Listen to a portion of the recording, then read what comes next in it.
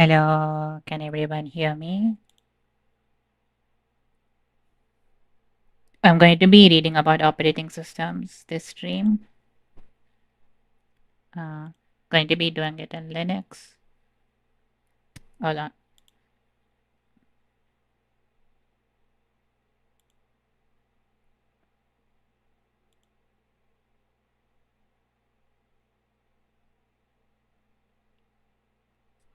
Let me just change to full screen.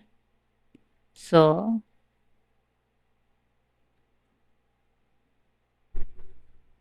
why is okay. So this is the book I would be using. It's called Operating Systems in 3 Easy Pieces.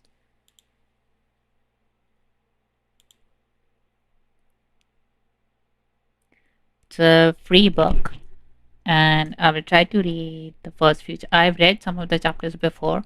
I will be rereading it again.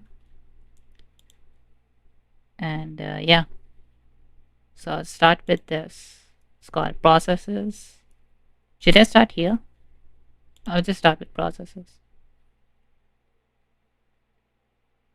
Should I? Is there a way to make it 2 page?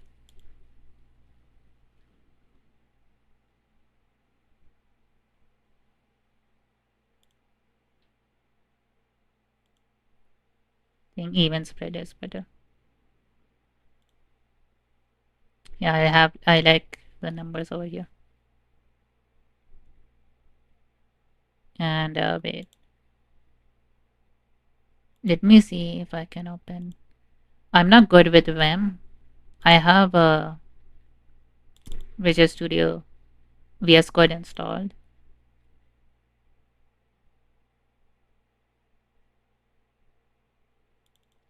If I open this,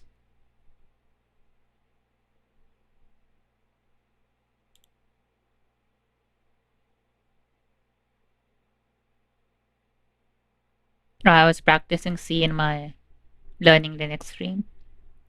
That's why all of these are open. So I'm using a virtual machine. My laptop is really slow.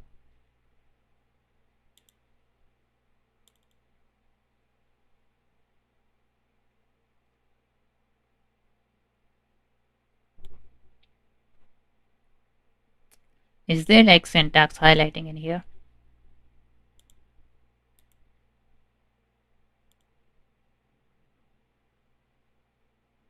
Let me see if I have VS Code installed, because that's what I'm used to. But I'm hoping in the future I would change to Vim.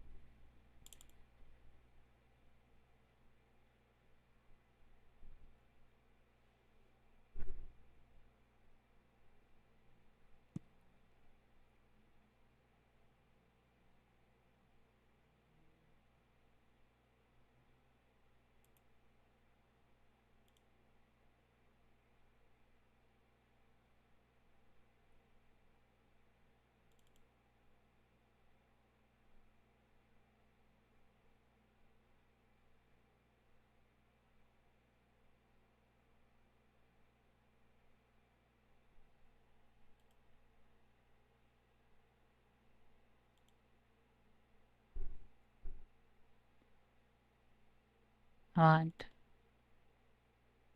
yes,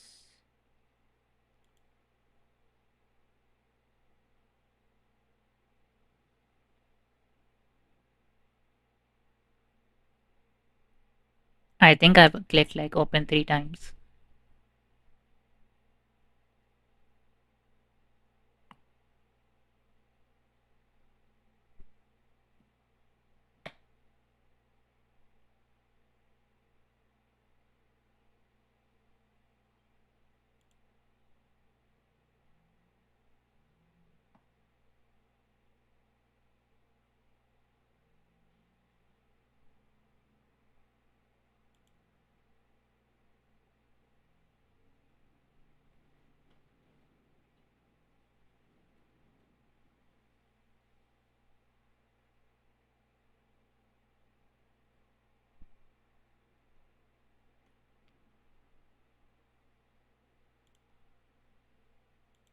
Yeah, let's see. I think this code is from the book. I was testing it. Uh, I think I will run using GCC.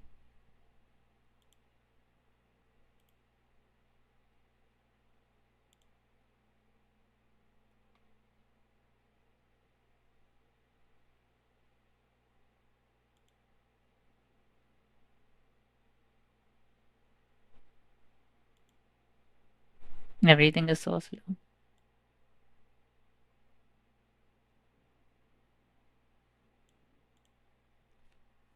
LS.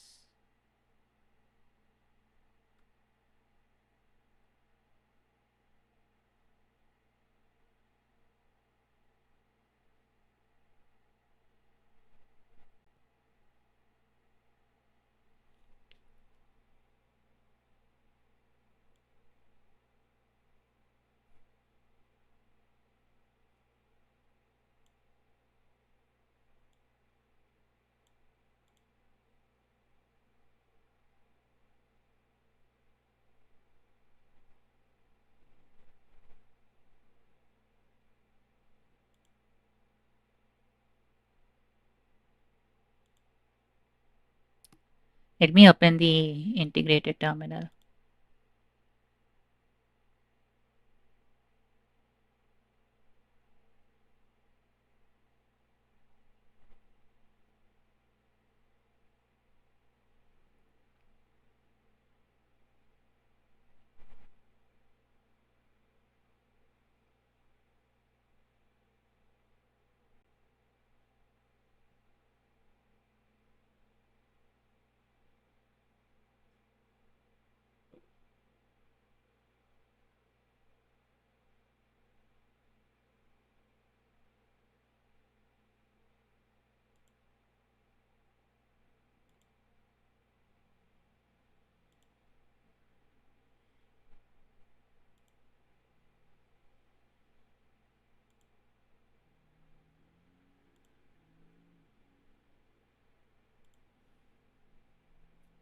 Okay.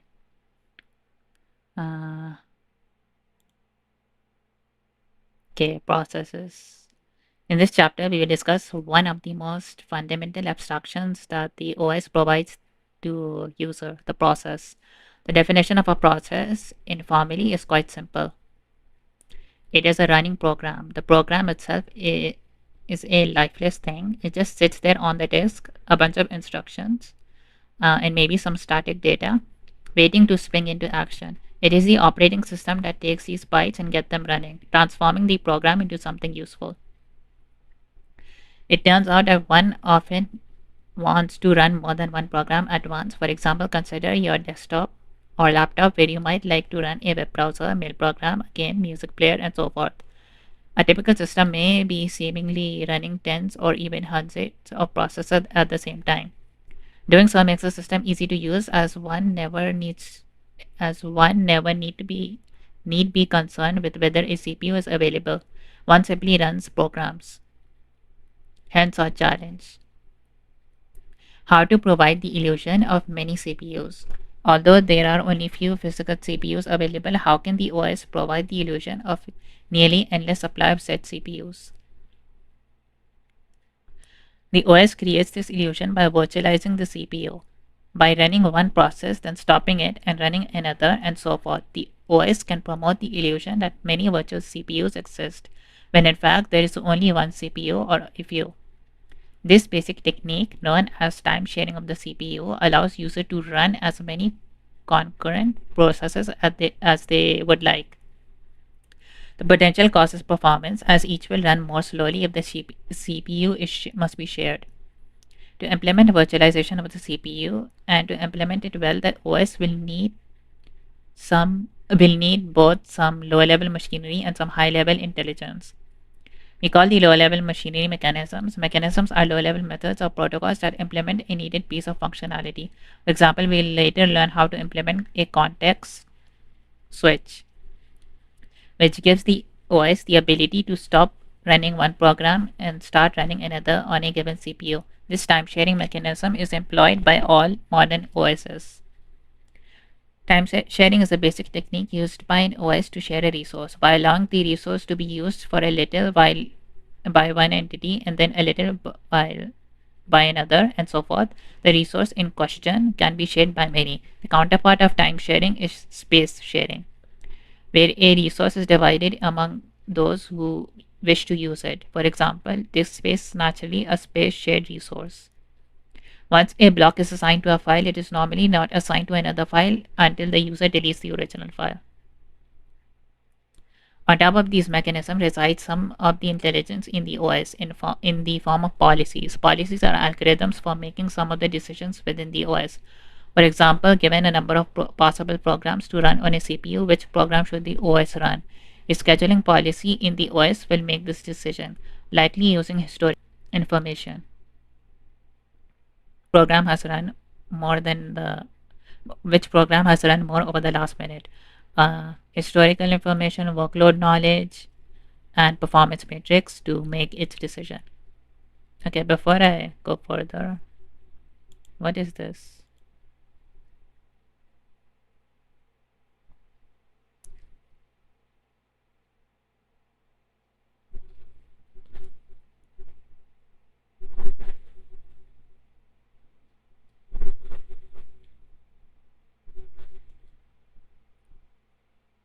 Okay, let's read the dialogue as well.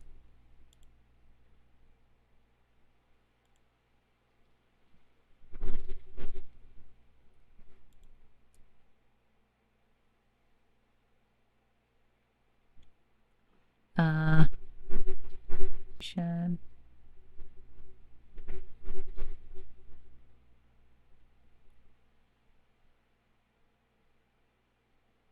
okay, what is virtualization owner by professor? Imagine we have a page.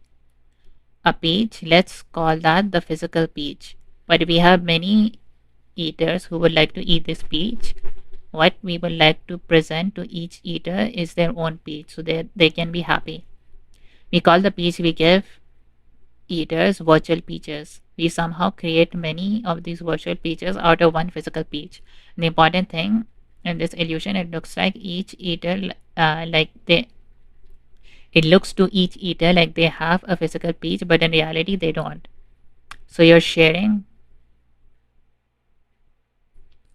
So you're sharing a page, but you don't even know it.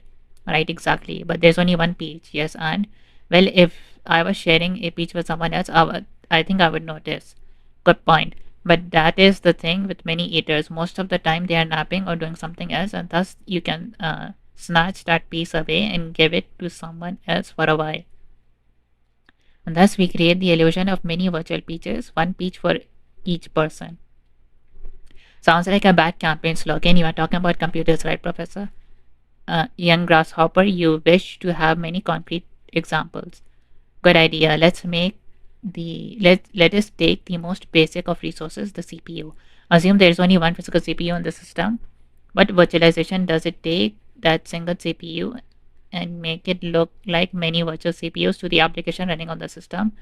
Thus, while each application thinks it has its own CPU to use, there is really only one. And thus the OS created a beautiful illusion. It has virtualized the CPU. That sounds like magic. In time, young student, in good time sounds like you are ready to begin. Okay.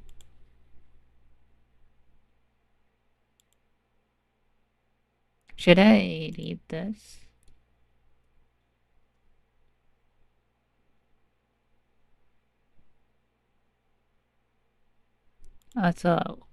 For the VS Code.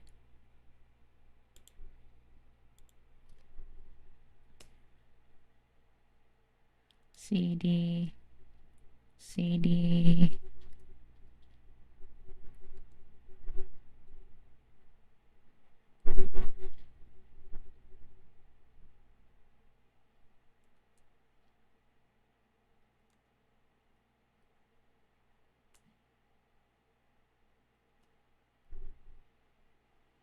Uh, GCC.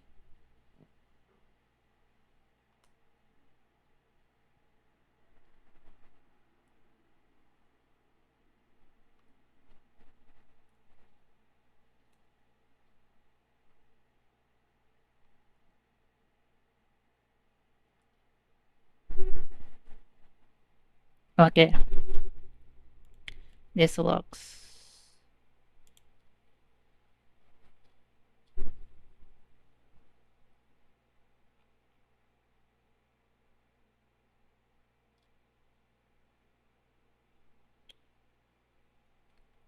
Okay, maybe the introduction seems important. I will just read this as well.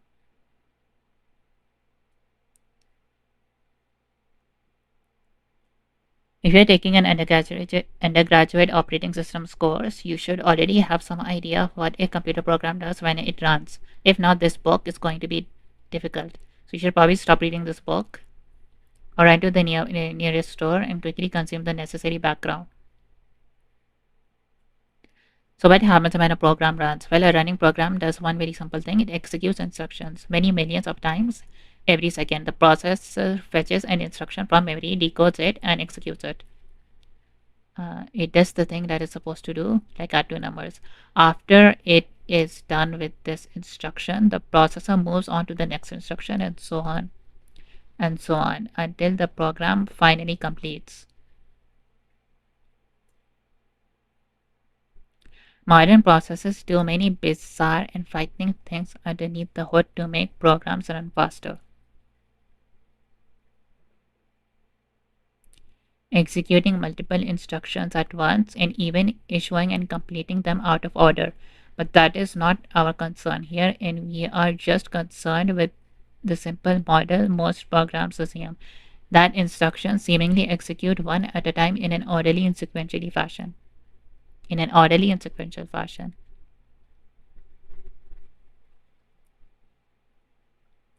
We have described the basics of a von Neumann model of computing. Von Neumann was one of the early pioneers of computing system. He also did pioneer work on game theory and atomic bombs and played in the NBA for 6 years. One of those things isn't true. Uh, in this class, we're really learning that while a program runs, a lot of other wild things are going on with the primary goal of making the systems easy to use.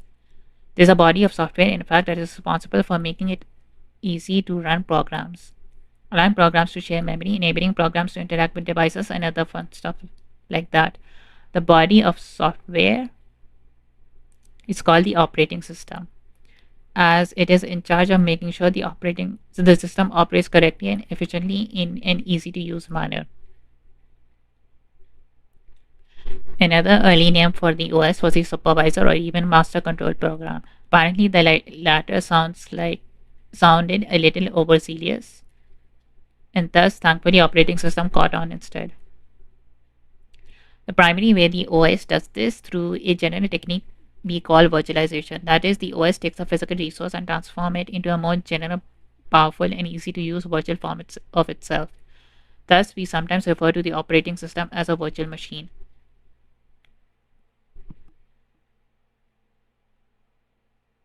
Of course, in order to allow users to tell the OS what to do and thus make use of the features of the virtual machine, the OS also provides some interfaces that you can call. A typical OS, in fact, exports a few hundred system calls that are available to applications. Because the OS provides these calls to run programs, access memory in devices, and other related actions, we also sometimes say that the OS provides a standard library to applications. Finally, because virtualization allows many programs to run and many programs to concurrently access their own instructions and data, and many programs to access devices, the OS is sometimes known as a resource manager. Each of the CPU, memory, and disk is a resource of the system, and it is thus the operating system's role to manage those resources, doing so efficiently and fairly, or indeed with many other possible goals in mind. To understand the role of the OS a little better, let's take a look at some examples. So wait, one central question we will answer in this book is quite simple. How does the operating system virtualize resource? This is the crux of our problem. Why the OS does this is not the main question, as the answer should be obvious. It makes the system easier to use. Thus, we focus on how. How does the OS do so efficiently? We will use the crux of the problem in shaded boxes, such as this one. as a way to call out specific problems we are trying to solve in building an operating system. Thus, within a node on a particular topic, you may find one or more cruxes which highlight the problem. Okay, what is written here? So,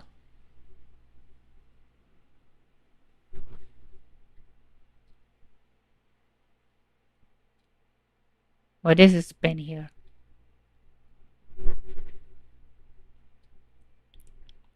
Figure 2.1 depicts our first program. It doesn't do much. In fact, all it does is call spin, a function that repeatedly checks the time and returns once it has run for a second.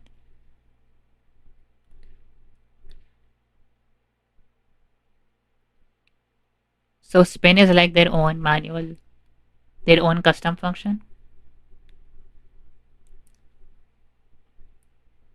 It prints out the string that the user passed in on the command line and repeats forever. Let's say we save this file as cpu.c and decide to compile and run it on a system with a single processor. Here is what we would see. So A, and then we cancel the program. Not too interesting for a run. The system begins running the program, which repeatedly checks the time until a second has elapsed. Once a second has passed, the code prints the input string passed in by the user and continues. Note the program will run forever. By pressing Ctrl C, we can halt the program.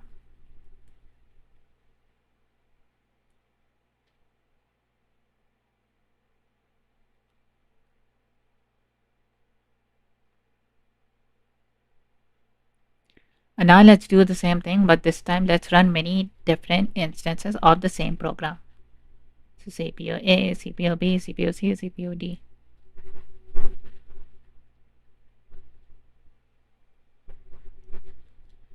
Now things get a little more interesting. Even though we have only one processor, somehow all four of these programs seem to be running at the same time. How does this magic happen?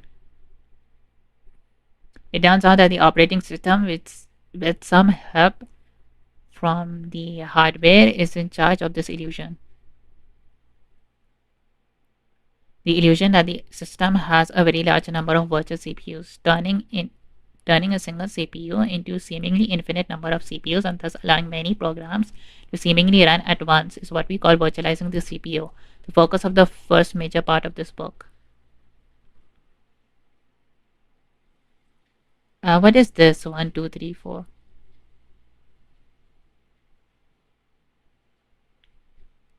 So CPU A, B, C, D, A, B, D, C, A, B, D, C. Of course, to run programs and stop them and otherwise tell the OS which programs to run, they need there need to be some interfaces that you can use to communicate your desires to the OS. We will talk about these APIs throughout this book. Indeed they are the major way in which most users interact with operating systems. You might also notice the ability to run multiple programs at once raises all sorts of new questions. For example, if two programs want to run a particular time, which should run? This question is answered by a policy of the OS. Policies are used in many different places within an OS to answer these types of questions, and thus we will study them as we learn about the basic mechanisms that operating systems implement. Hence, the role of the OS as a resource manager. Note how we run the four processes using the same time by using the ampersand symbol. Doing so runs a job in the background in the CSH cell, which means the user is able to immediately issue their next command, which in this case is another program to run. If you're using a different shell, it works slightly differently.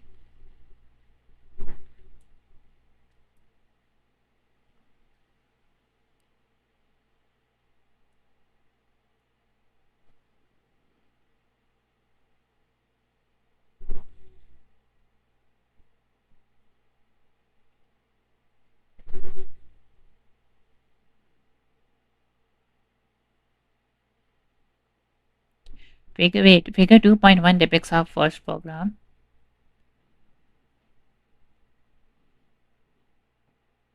This is figure 2.1, right?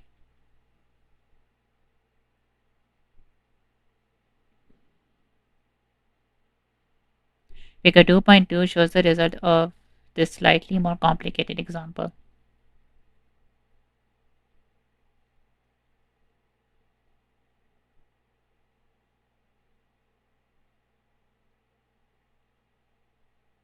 What is this then? Okay, yeah, let's consider memory. Like figure 2.3 should be like in this subchapter. The model of physical memory pre- presents modern machines is very simple. Memory is just an array of bytes. To read memory, one must specify an address to be able to access the data stored there. To write or update memory, one must also specify the data to be written to the given address. Memory is accessed all the time when a program is running. A program keeps all of its data structures in memory and accesses them through various instructions, like loads or and stores or other explicit instructions that access memory in doing their work. Don't forget that each instruction of the program is in memory too. Thus, memory is accessed on each instruction fetch. Let's look at a program that allocates some memory by calling malloc. The output of this program can be found here.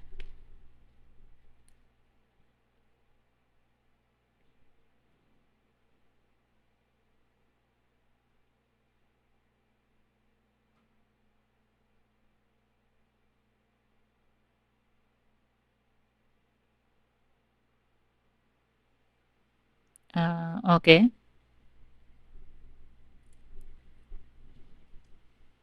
Let me.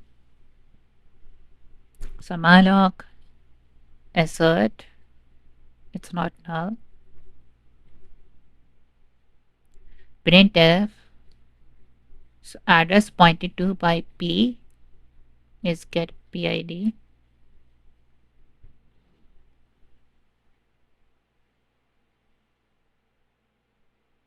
Oh, get PID goes over here. So the process ID address pointed to by P and then the memory position. And now here we have 0, spin 1 and then this plus 1 and then P is 1. Wait, we start with 0, right? No, the value in that thing in the address is 0 and then it becomes 1. So 1, 2, 3, 4, 5.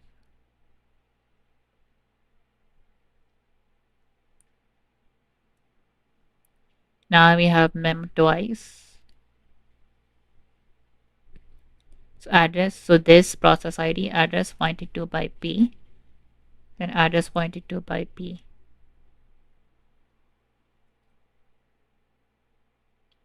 Hold on, it's the same memory address, right? 1, 1, 2, 2, 3, 3, 4, 4.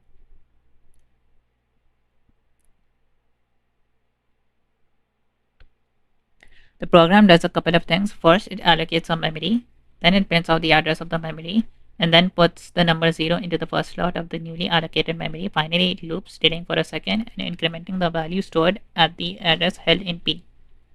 With every print statement, it also prints what is called a processor ID of the running program. The PID is unique per running process. Again, this first result is not too interesting. The newly allocated memory is the address 200000. As the program runs, it slowly updates the value and prints out the result. We again run multiple instances. We see from the example that each running program has allocated memory at the same address, and yet each seems to be updating the value at the, 200000 independently. It is as if each program has its own private memory instead of sharing the same physical memory with other running programs. Indeed, this is exactly what's happening here as the OS is virtualizing memory. Each process accesses its own private virtual address space, sometimes called its address space, which the OS somehow maps onto the physical memory of the machine. Physical memory like RAM, right? Yeah, the RAM. A memory reference within one running program does not affect the address space of another process. As far as the running program is concerned, it has physical memory all to itself. The reality, however, is that physical memory is a shared resource managed by the operating system. Exactly how all of this is accomplished is also the subject of the first part of this book on the topic of virtualization.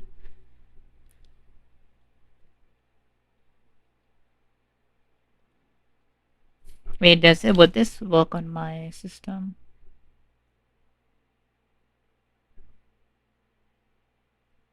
Oh, I don't have the spin thing, right? That's coming from their own common.h. Let's just forget the spin and run it anyways.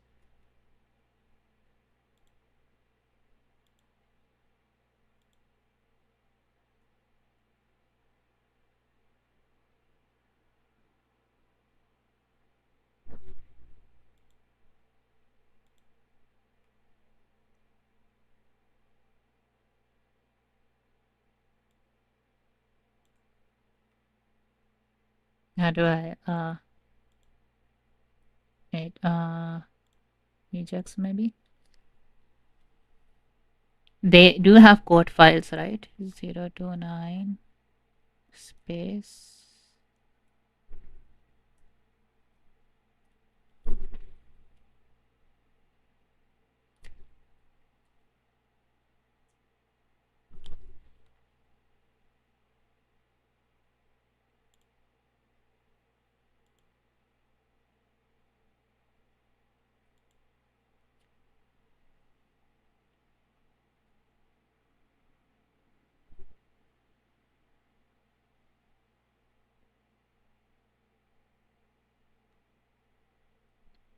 Let me.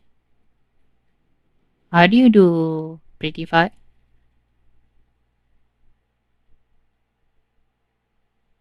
Shift Alt F. Nope.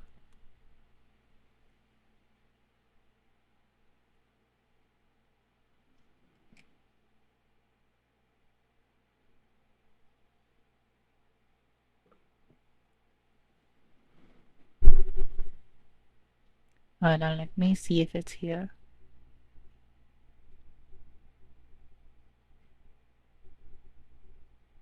No, it's not here.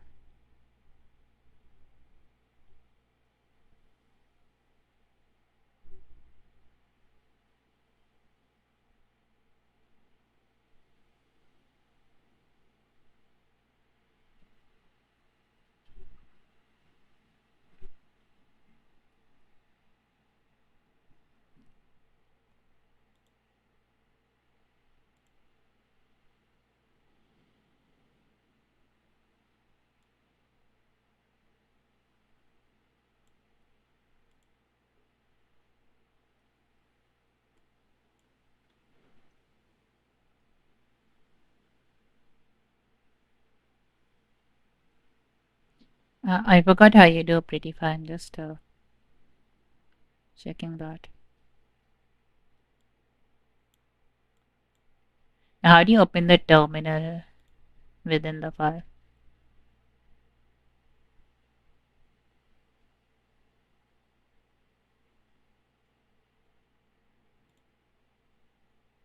Okay, it opens the last thing. Oops.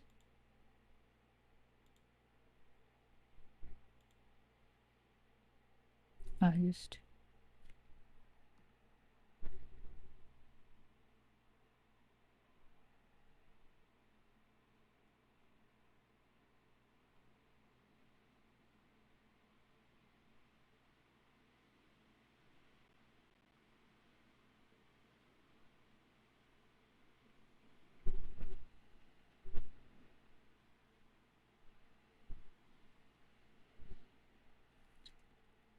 Uh,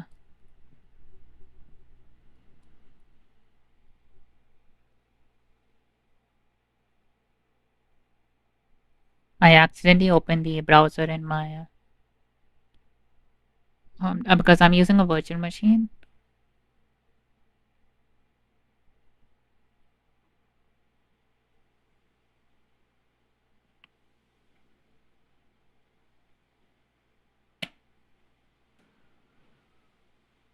My entire computer is so slow.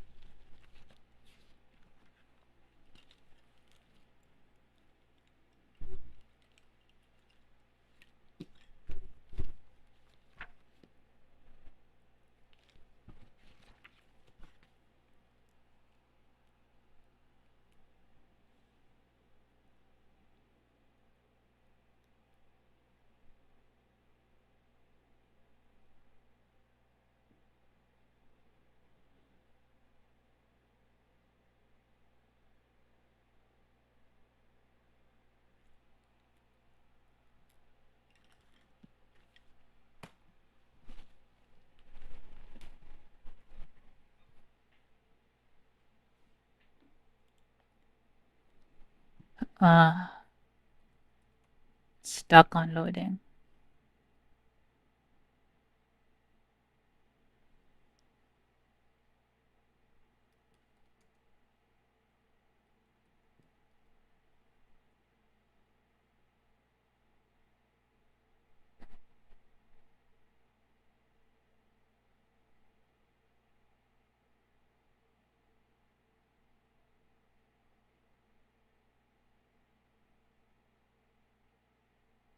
Hold on.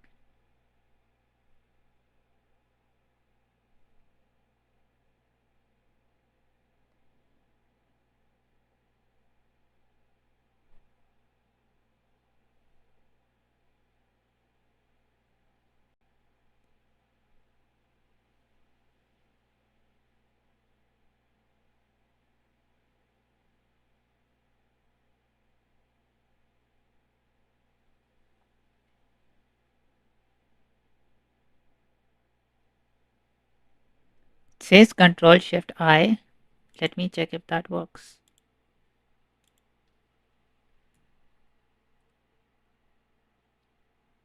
Yeah, yeah.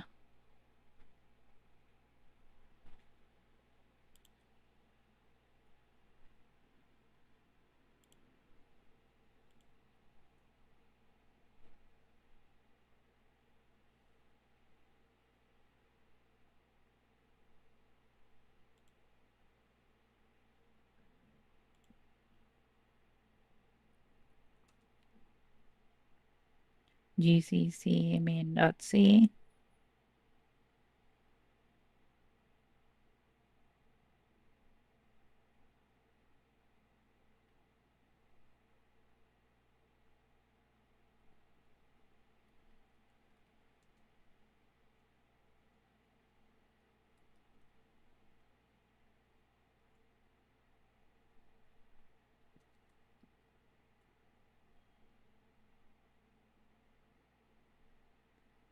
Uh,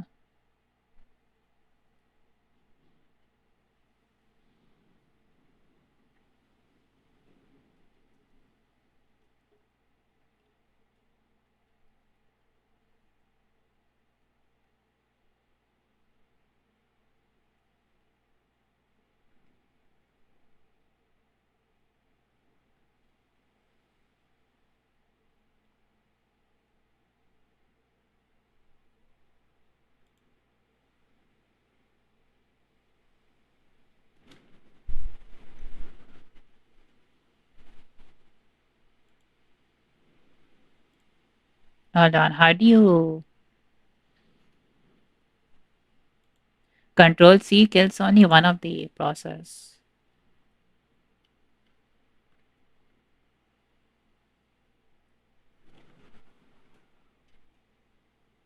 I will just put a counter in there.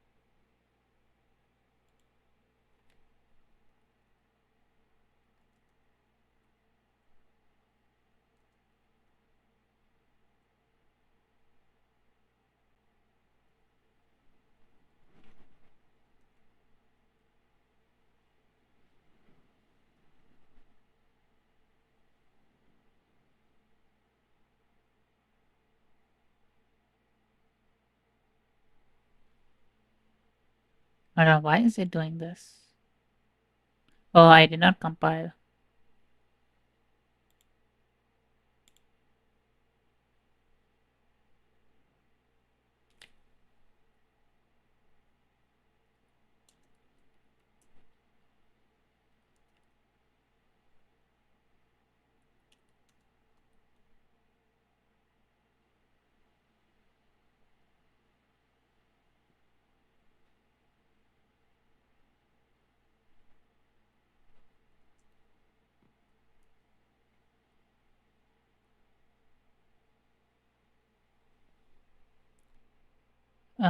Let's see.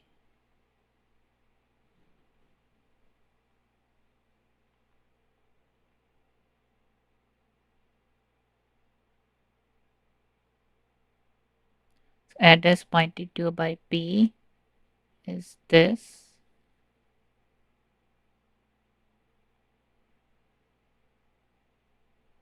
These are different addresses. Okay, anyways, I get the point that we're making in the book.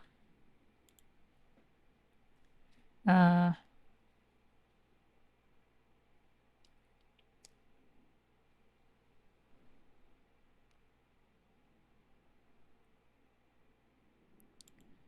Another theme of this book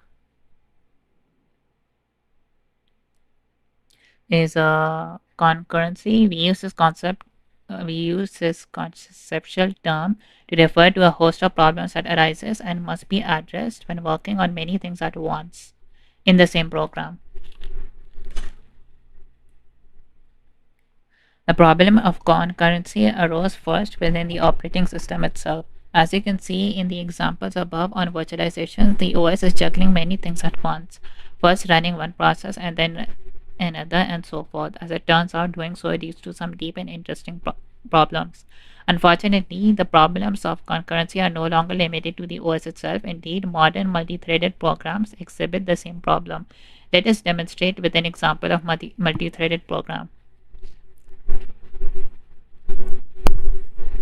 Although you might not understand this example fully at the moment, basic idea is simple. The main program creates two threads using pthread create. You can think of a thread as a function running within the same memory space as other functions, with more than one of them active at the same time. In this example, each thread starts running in a routine called worker, in which it simply increments a counter in the loop for loop's number of time. Below is a transcript of what happens when we run this program with the input value for the variable loop set to 1000. The value of loops determines how many times each of the two workers will increment the shared counter in a loop. When the program is run with the value of loop set to 1000, what do you expect the final counter to be? Yeah, let me see the program. Main, if it's less than 2, usage threads value.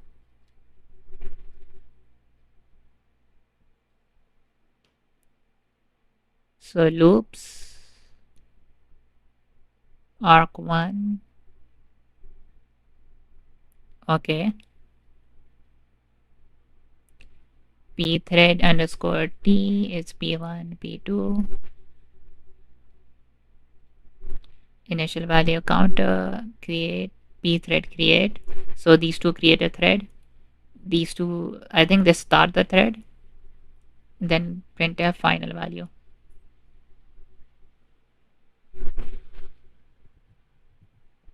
So threads 1000, initial value 0, final value 2000. Hold on.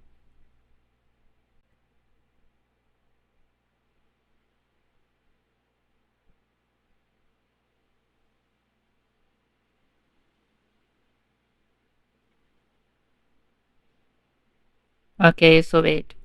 Pthread create worker. I think this is the starting function. And yeah, p1, p2.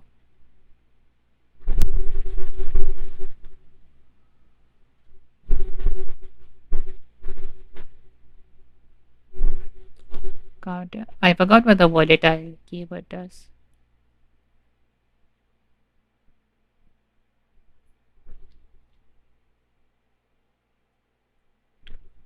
As you probably guessed, when two threads are finished, the final value of a counter is 2000, as each thread incremented the counter 1000 times. Indeed, when the input value of loops is set to n, we would expect the final output of the program to be 2n, but life is not so simple as it turns out. Let's run the same program but with higher values of loops and see what happens. Threads 10,000 and threads 10,000 again. In this program, when we gave an input value of 100,000, instead of getting a final value of 200,000, we instead first get 143012. Then we run the program a second time. We not only again get the wrong value, but also a different value than the last time. In fact, if you run the program over and over again with high values of loops, you may find that sometimes you even get the right answer. So why is this happening? As it turns out, the reason for these odd, unusual outcomes relate to how instructions are executed, which is one at a time. Unfortunately, key part of the program above, where the shade counter is incremented, takes three instructions: one to load the value of the counter from memory into a register, one to increment it, and one to store it back into memory. Because these three instructions do not execute atomically all at once, strange things can happen. It is a problem concurrency that we will address in great detail, the second part of the book. So the crux of the problem: how to build correct concurrent programs. When there are many concurrent executing threads within the same memory space, how can we build a correctly working program? What primitives are needed from the OS? What mechanisms should be provided by the hardware? The third major theme, of course, is persistence. In system memory, data can be easily lost, as devices such as DRAM store values in a volatile manner. When power goes away or system crashes, any data in memory is lost. Thus, we need hardware and software to be able to store data persistently. Such storage is thus critical to any system, as users care a great deal about their data. Hardware comes in form of some kind of input-output device. In modern systems, a hard drive is a common repository for long-lived information.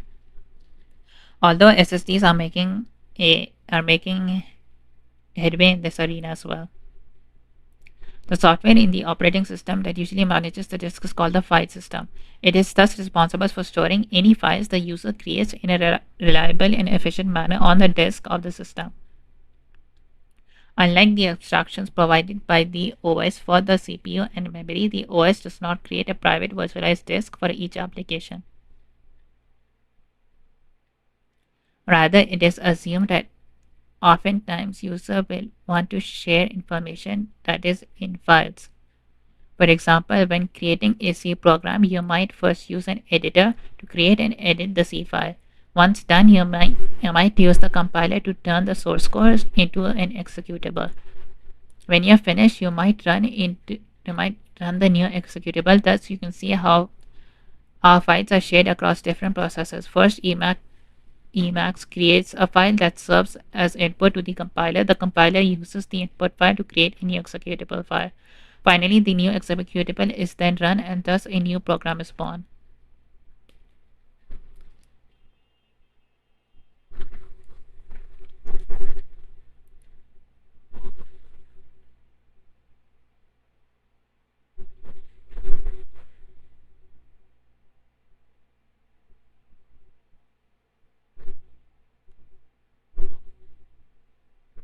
To understand this better, let's look at some code. Figure 2.6 presents code to create a file.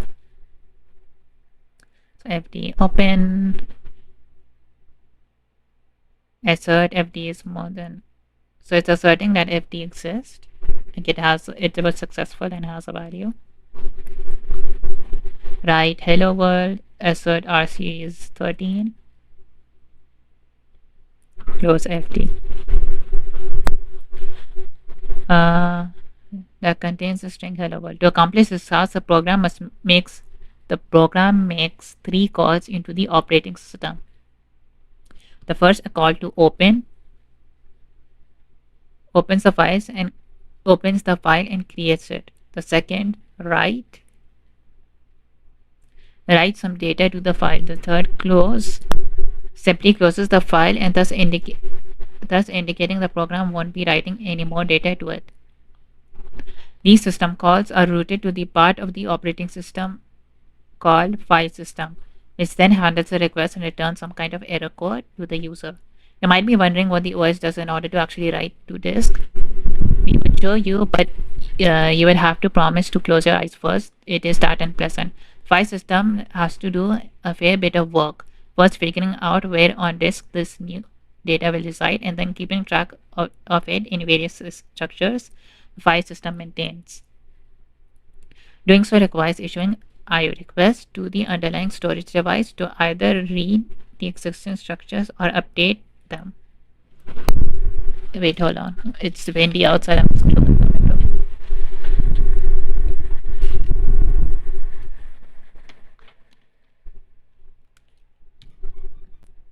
Okay.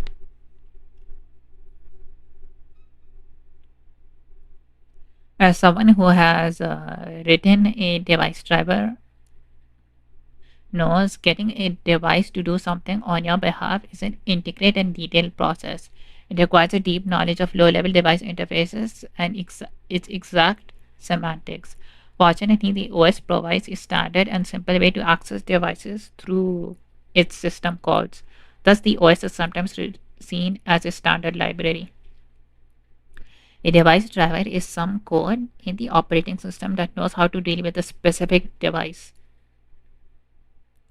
There are many more details in how devices are accessed and how file systems manage data persistently adopt said devices.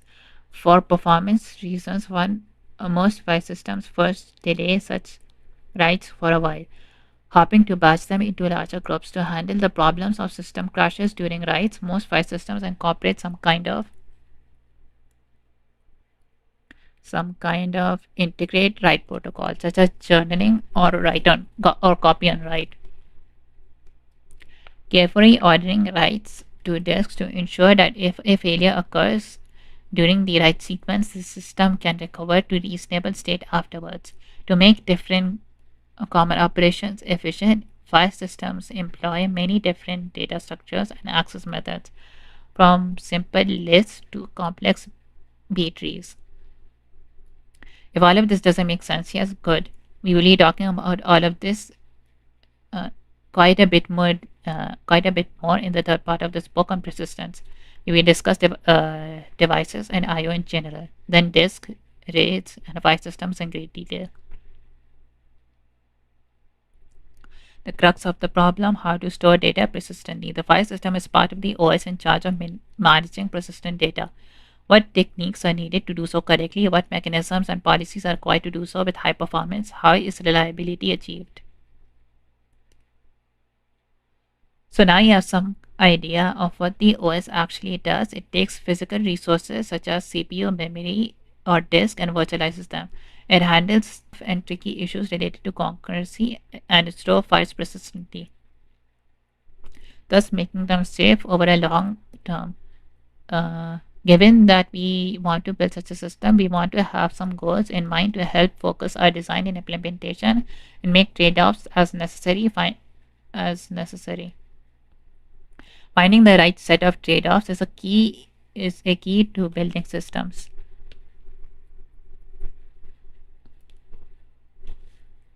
One of the most basic goals is to build up some abstractions in order to make the system convenient and easy to use. Abstractions are fundamental to everything we do in computer science. Abstraction makes it possible to write a large program by dividing it into small understandable pieces. To write such a program in a high level language like C without thinking about assembly.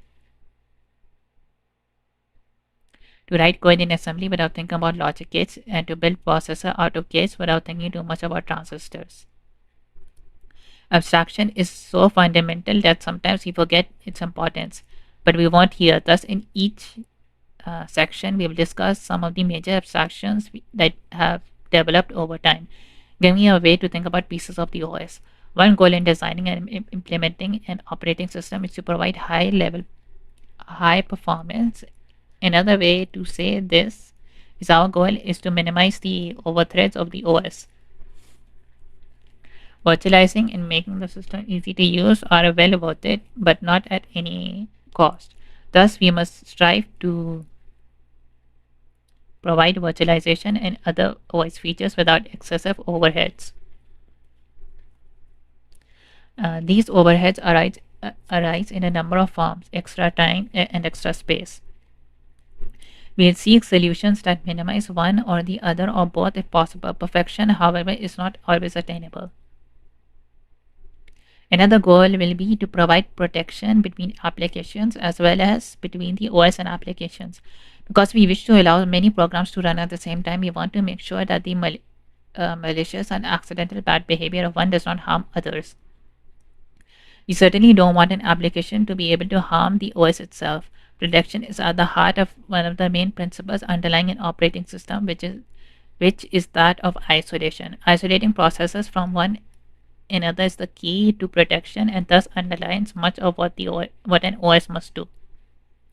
The operating system must also run non-stop. When it fails, all applications running on the system fail as well. Because of this dependence, operating systems often strive to provide a high degree of reliability.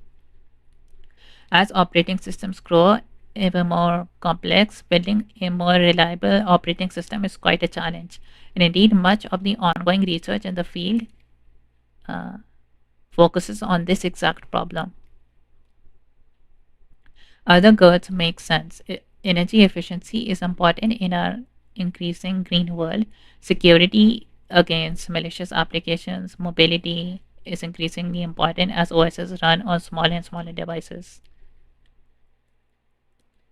Some history. Should I read the historical aspect?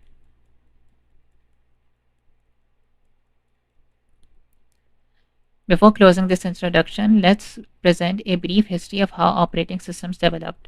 Like any systems built by human, good ideas accumulated in operating systems over time as engineers learned what was important in their design. In the beginning, the operating system didn't do too much. Basically, it was just a set of library of commonly used functions. Just a set of libraries of commonly used functions. For example, instead of having each programmer of a system write a low-level I/O handling code, the OS would provide such APIs and thus make life easier for the developer. Usually on these old mainframe systems, one program ran at a time as controlled by the human operator. Much of what you think a modern OS would do was performed by this operator. If you were a smart developer, you would be nice to this operator so that they might move your job to the front of the queue. This mode of computing was known as batch processing, as a number of jobs were set up and then run in batch by the operator. Computers, as of that point, were not used in an interactive manner because of cost. It was simply too expensive to let a user sit in front of a computer and use it. As most of the time, it would just sit idle then, costing the facility hundreds of thousands of dollars per hour. Now, moving beyond being a simple library of commonly used services, operating systems took on a more central role in managing machines. One important aspect of this was the realization that code would run on behalf of the OS was special. The code run on behalf of the OS was special. It had control of devices and thus should be treated differently than normal application code. Why is this? Well, imagine if you allowed any application to read from anywhere on the disk. The notion of privacy goes out of the window as any program could read the file. Thus, implementing a file system as the library makes little sense. Instead, something else was needed. Thus, the idea of system call was invented, pioneered by Atlas Computing System. Instead of providing OS routines as a library, where you just make a procedure call to access them, the idea here was to add a special pair of hardware instructions and hardware state to make the transition into the OS a more formal controlled process. The key difference between a system call and a procedure call is that a system call transfers control into the OS while simultaneously raising the hardware privilege level. User applications run in what is referred to as user mode, which means the hardware restricts what applications can do. For example, an application running in user mode can't typically initiate an IO request to the disk, access any physical memory, access any physical memory page, or send a packet on the network. When a system call is initiated, the hardware transfers control to a pre-specified trap handler. It simultaneously raises the privilege level to kernel mode. In kernel mode, the OS has full access to the hardware system and thus can do things like initiate an IO request or make more memory available to a program. When the OS is done servicing the request, it passes control back to the user via a special return from trap instruction, which reverts to user mode while simultaneously passing control back to the application to where the application left off.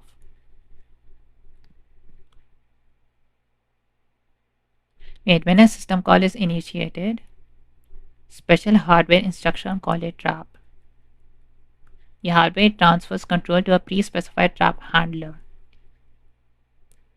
simultaneously raises the privilege to kernel mode. So there's kernel mode and then there's user mode.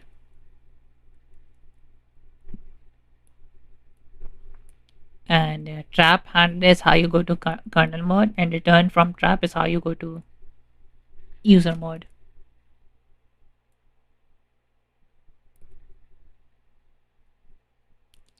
Where operating systems really took off was in the era of computing beyond the mainframe that of a mini computer. Classic machines like the PDP family from digital equipment made computers hugely more affordable. Thus, instead of having one mainframe per large organization, now a smaller collection of people within an organization could likely have their own computer. Not surprisingly, one of the major impacts of this drop in cost was an increase in developer activity. More smart people got their hands on computers and thus made computer systems do more interesting and beautiful things. In particular, multi-programming became commonplace due to the desire to make better use of machine resources. Instead of just hand, Instead of just running one job at a time, the OS would load a number of jobs into memory and switch rapidly between them,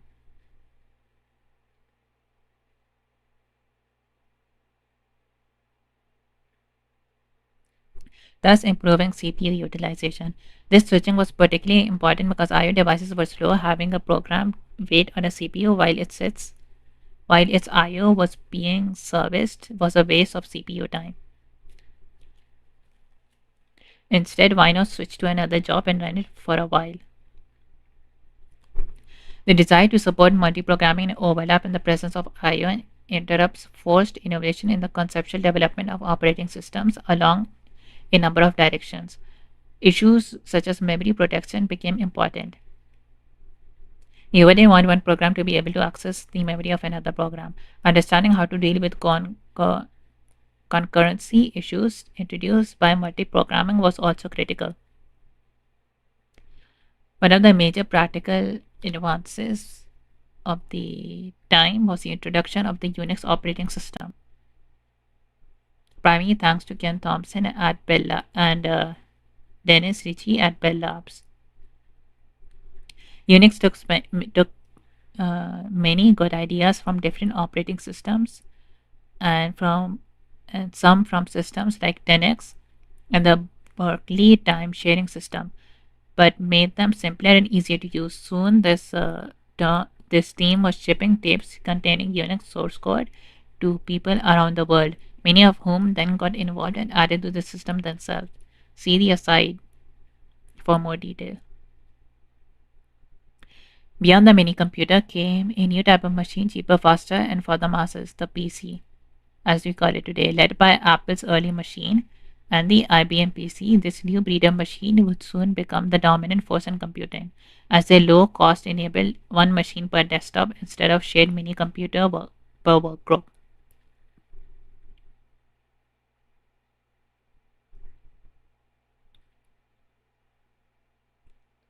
Unfortunately for operating systems, the PC at first represented a great leap backward as early systems forgot the lessons learned in the era of mini computers.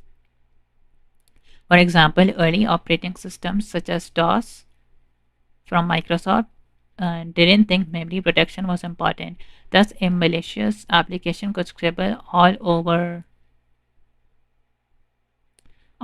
memory. The first generation of Mac OS took the cooperative approach to job scheduling.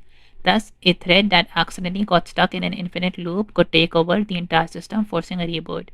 This painful list of OS features missing in this generation of systems is long. Fortunately, after some years of suffering, the old features of many computer operating systems started to find their way onto the desktop. For example, Mac OS has Unix at its core, including all of the features one would expect from such a mature system. Windows has similarly adopted many of the great ideas in computing history, starting in particular with Windows NT, a great leap forward in Microsoft OS technology.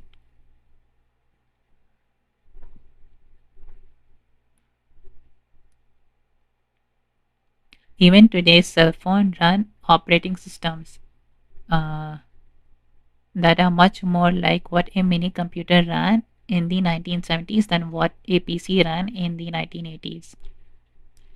It is good to see that the good ideas developed in the heyday of OS development found their way into the modern world. Okay.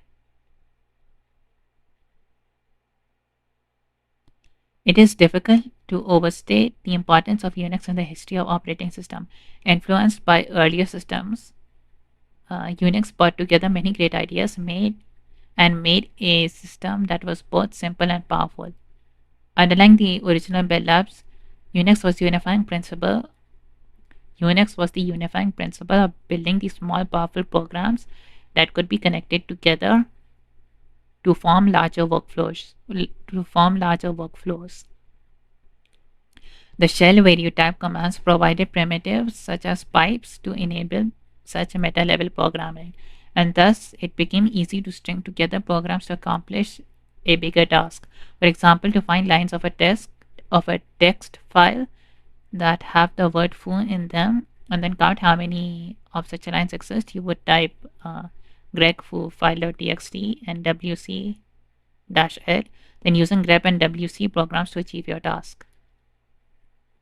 The Unix environment was friendly for programmers and developers alike, also providing a compiler for the new C programming language, making it easy for programmers to write their own programs as well as share them.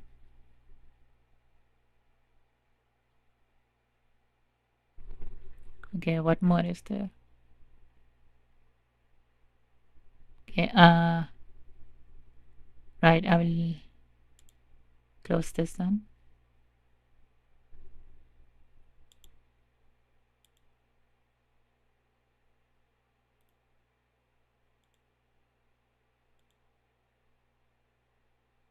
Wait, I did not finish reading this.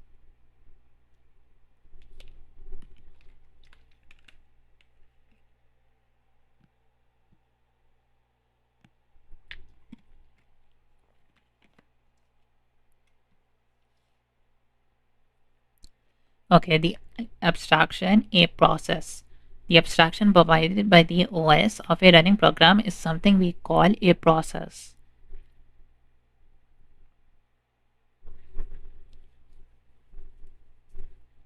As we said above, a process is simply a running program at any instant in time.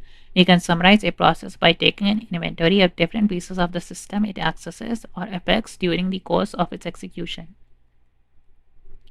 To understand what constitutes a process, we thus have to understand its machine state, what a program can read or update when it is running. At any given time, what parts of machine are important to the execution of this program. One obvious component of machine state that compromises a process is its memory. Instructions lie in memory. The data that the running program reads and writes sits in memory as well.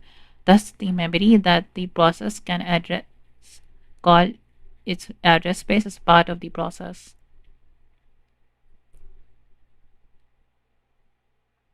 Also, part of the process's machine state are registers. Many instructions explicitly read or update registers, and thus clearly they are important to the execution of the program. Note that there are some particularly special registers that form part of this machine state. For example, the program counter tells us which instruction of the program will execute next. Similarly, a stack pointer and associated frame pointer are used to manage the stack for function parameters, local variables, and return addresses. Finally, programs often access persistent storage devices too, such as I/O information. Such I/O information might include a list of files the process currently has open. In many operating systems, a common design paradigm is to separate high-level policies from their low-level mechanisms. You can think of mechanisms as providing uh, the answer to a how question about a system. For example, how does an operating system perform a context switch? The policy provides the answer to a which question. For example, which process should the operating system run right now?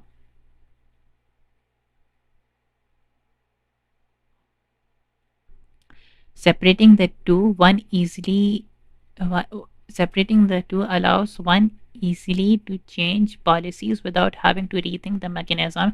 Is thus a form of modularity, a general software design principle.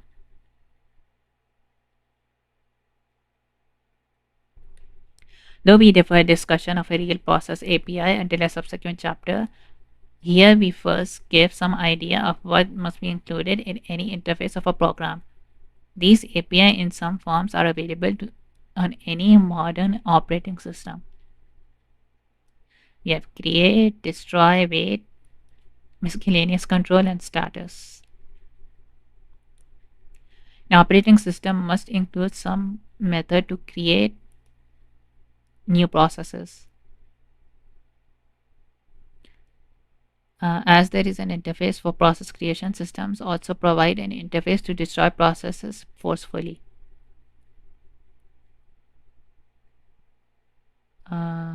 Sometimes it is useful to wait for a process to stop running, malicious control. Other than killing or waiting for a process, there are sometimes other controls that are possible. For example, most operating systems provide some kind of method to suspend a process and then resume it. Isn't that same as wait? Oh no, you're waiting for some other process to stop running. Status, these are usually interfaces to get some status information about a process as well, such as how long it has run for or what state it is in. Okay, so CPU, disk memory. I'm guessing this is the address space. Code static. No, wait. Yeah. So code static data from here. And in memory, we allocate a block for the process. This is the address space into the address space of a process.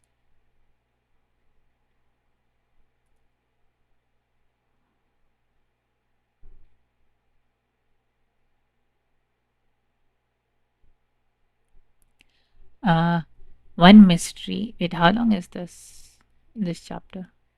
15. This one mystery that we should unmask a bit is how programs are transformed into processes. Specifically, how does the OS get a program up and running, and how does process creation actually work? The first thing the OS must do is run a program. The first thing that the OS must do to run a program is to load its code and any static data into memory, into the address space of the process. Programs initially reside on disk or in some modern systems, flash-based SSD in some kind of executable format. The process of loading a program and static data into memory requires the OS to read those bytes from disk and place them in memory somewhere. In early operating system, the loading process is done eagerly, all at once before running the program. Modern OSs perform the process lazily by loading pieces of code or data only as they are needed during program execution.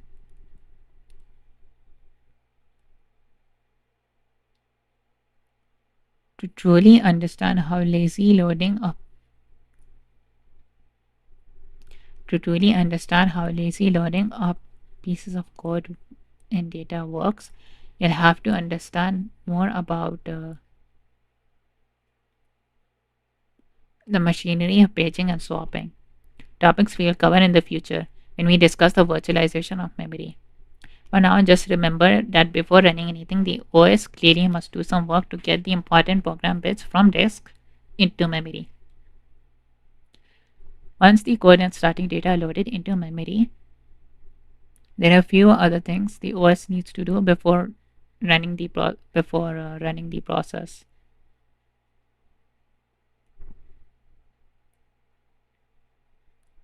Some memory must be allocated for the program's runtime stack. As you should likely already know, C programs use the stack for local variables, function parameters, and return addresses. The OS allocates this memory and gives it to the process. The OS will also likely initialize the stack with arguments. Specifically, it will fill in the parameters to the main function.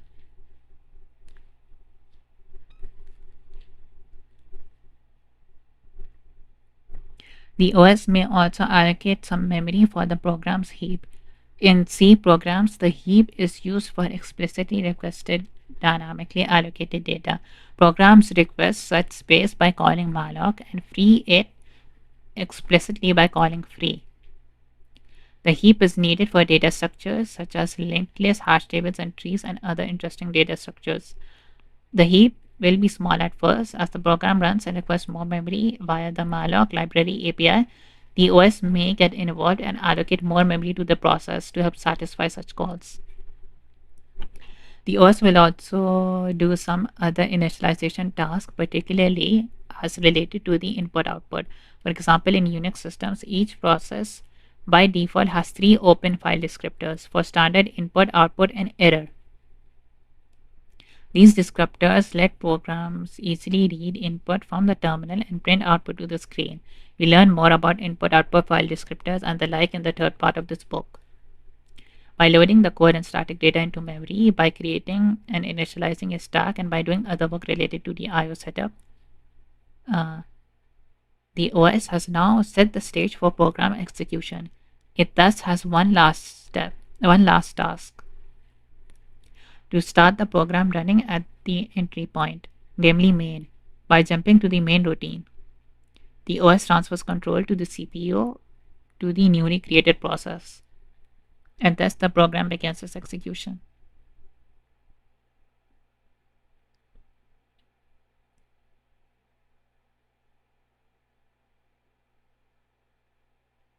Okay.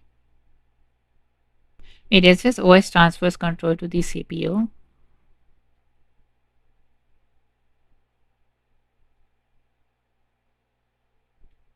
So throughout this entire process, where it goes from the disk to memory and reads argc and argv and everything else, the CPU isn't involved.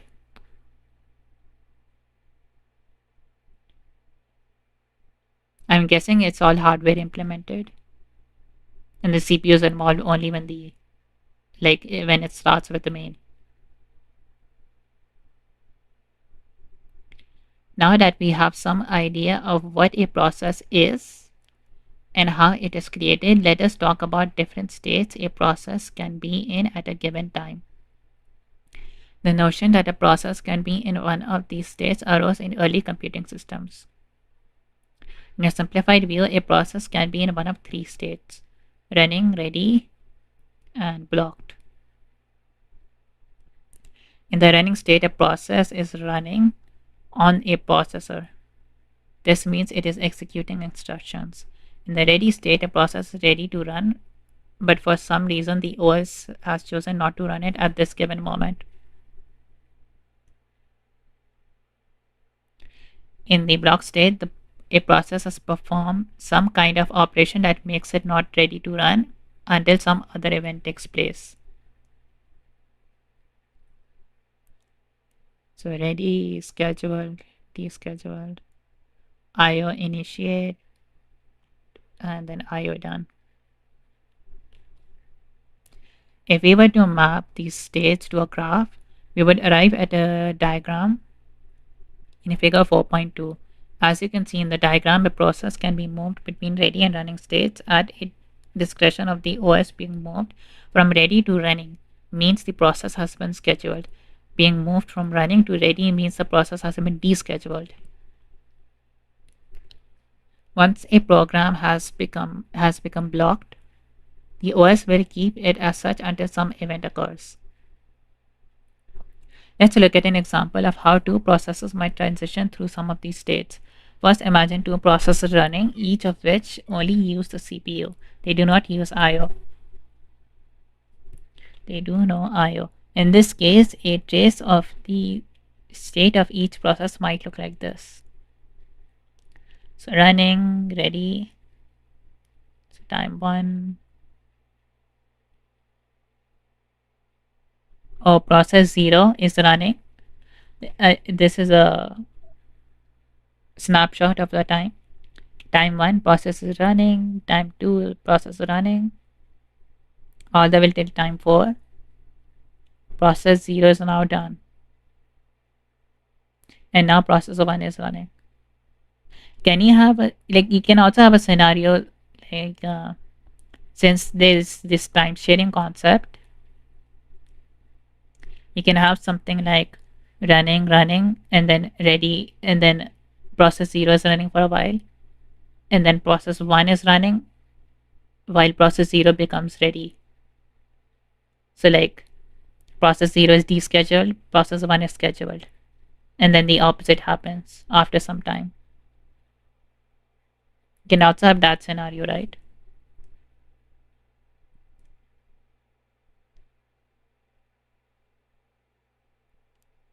Running, blocked for some reason. So now process 1 is running. Now this is ready. And now process 1 is complete. Now process 0 is running. In this next example, the first process issues an IO after running for some time.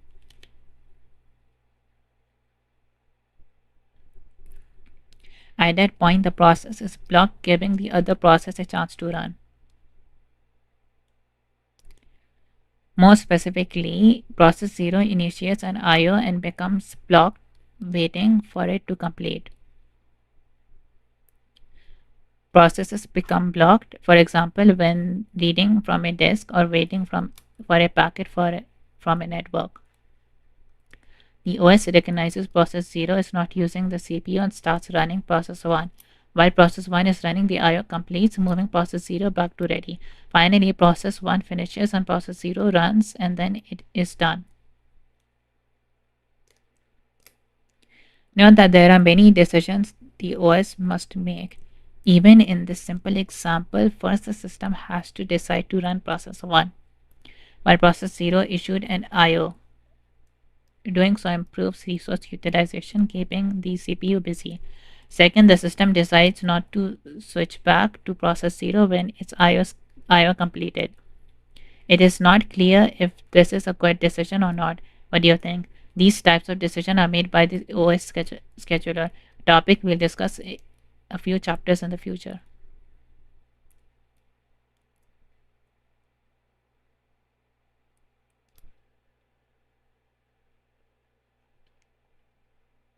Okay, I think the last part is data structures.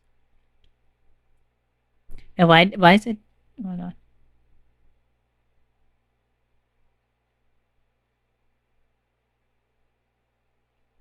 Okay.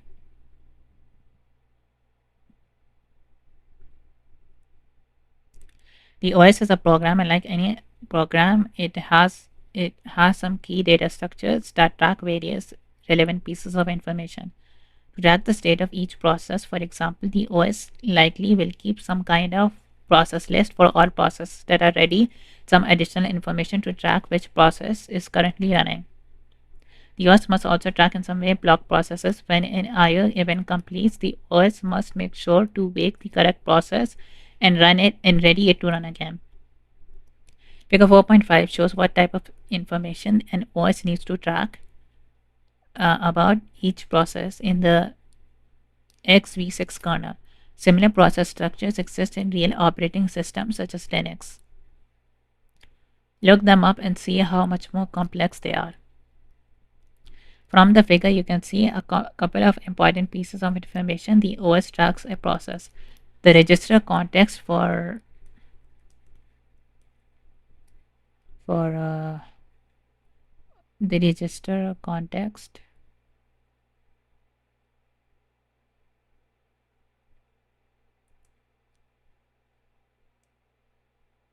The register context will hold for a blocked process the contents of its register. When a process is stopped, its register will be saved into this memory location. By restoring these registers, the OS can resume running the process. We will learn more about this technique known as context switch in future chapters. You can also see from the figure that there are some other states a process can be in beyond running, ready, and blocked. Sometimes a system will have initial state that the process is in when it is being created. Also, a process can be placed in a final state when it has exited but has not yet been cleaned up. In Unix based systems, this is called a zombie state. A zombie state, okay. This final state can be useful as it allows other processes, usually the parent that created the process, to examine the return code of the process and see if the just finished process executed successfully. When finished, the parent will make one final call to wait for the completion of the child and to indicate to the OS that it can clean up any relevant data structures that refer to the now extant process. So wait.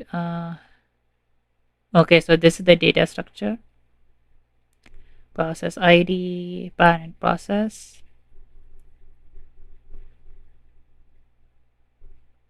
Bin files, current directory. Switch here to run process.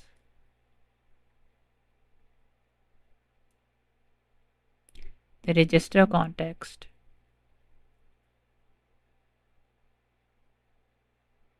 The registers will save and restore to stop and subsequently restart a process.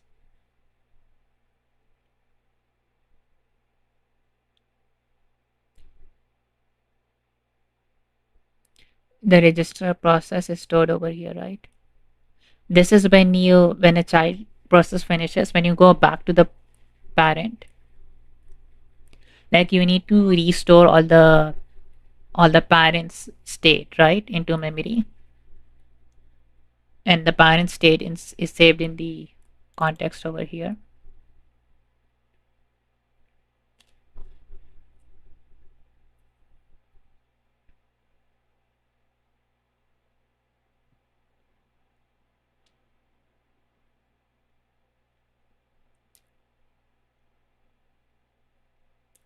The process is a major OS abstraction of a running program. At any point in time, the process can be described by its state. The contents of its memory is the contents of memory in its address space, the contents of CPU registers. Okay, the process API consists of calls programs can make related to processes. Typically, this includes creation, destruction, and other useful calls. Processes exist in one of many different process states, including running, ready to run, and blocked.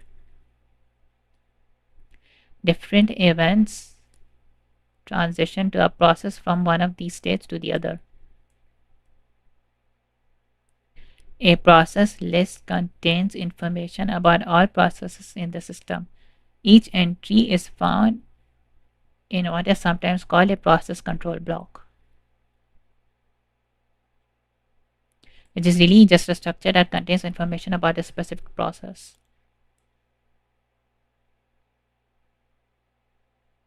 This is a process control block, or where this is stored would be a process control block, right?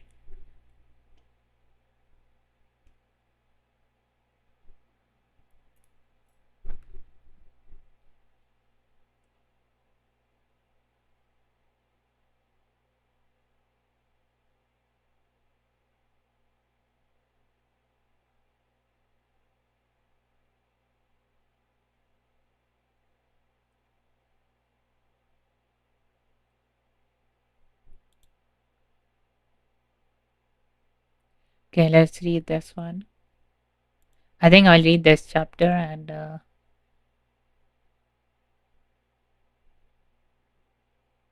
what is this? I'll read this chapter and then end the code in the stream.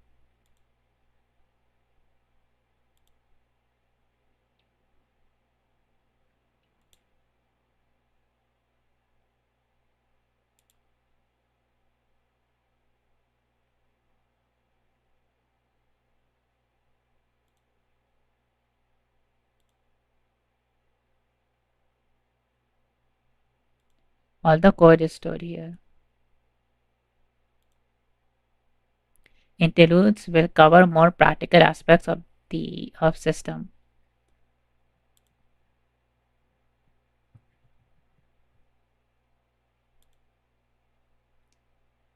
including a particular focus on operating system APIs and how to use them.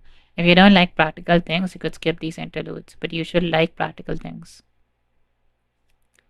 In this interlude, we discuss process creation in Unix systems. Unix presents one of the most intriguing ways to create a new process with a pair of system calls, fork and exec. A third routine wait can be used by a process wishing to wait for a process it has created to complete.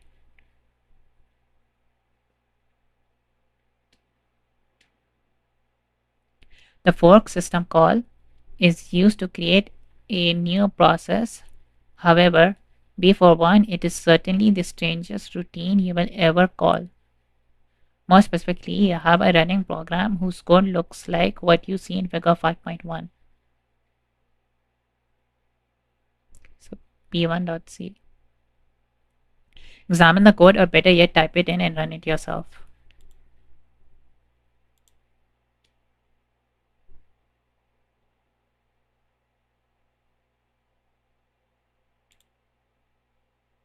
Copy.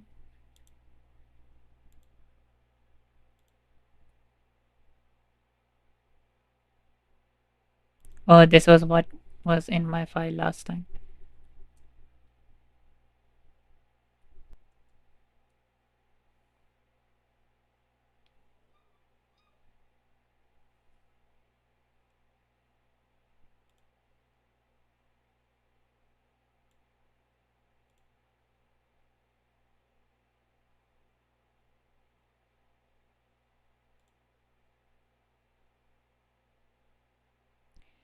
How do I, like when I prettify, I want the else to be in the next line.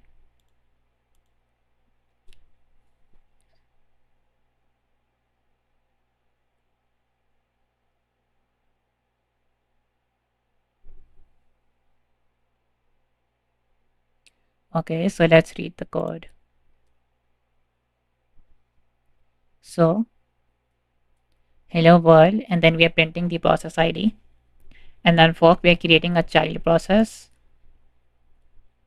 If it's a negative value, then fork failed. We print error.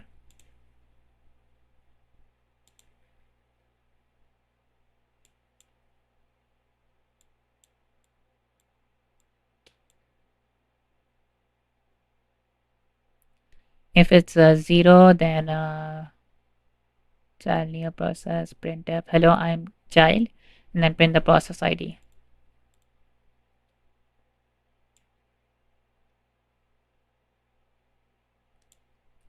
Else, parent goes down this path, original process.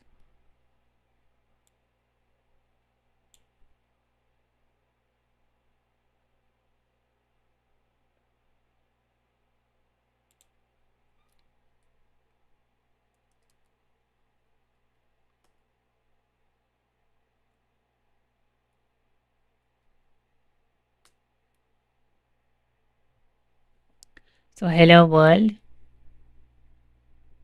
I'm the parent of 6734. I'm a child 6734.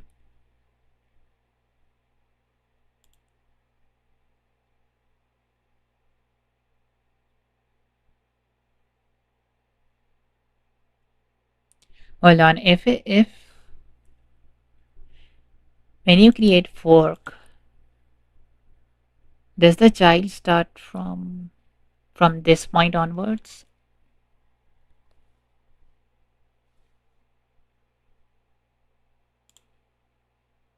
Uh,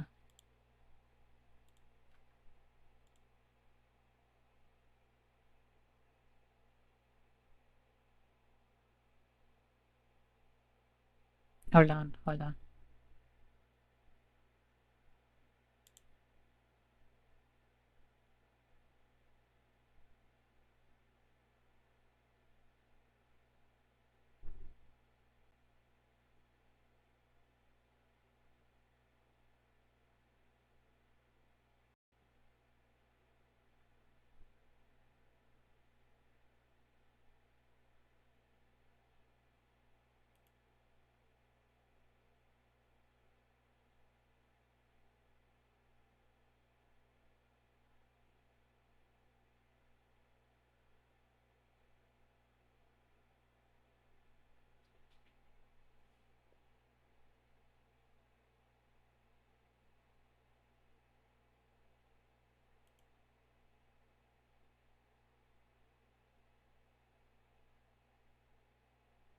I accidentally open other windows. Now my computer is like really slow.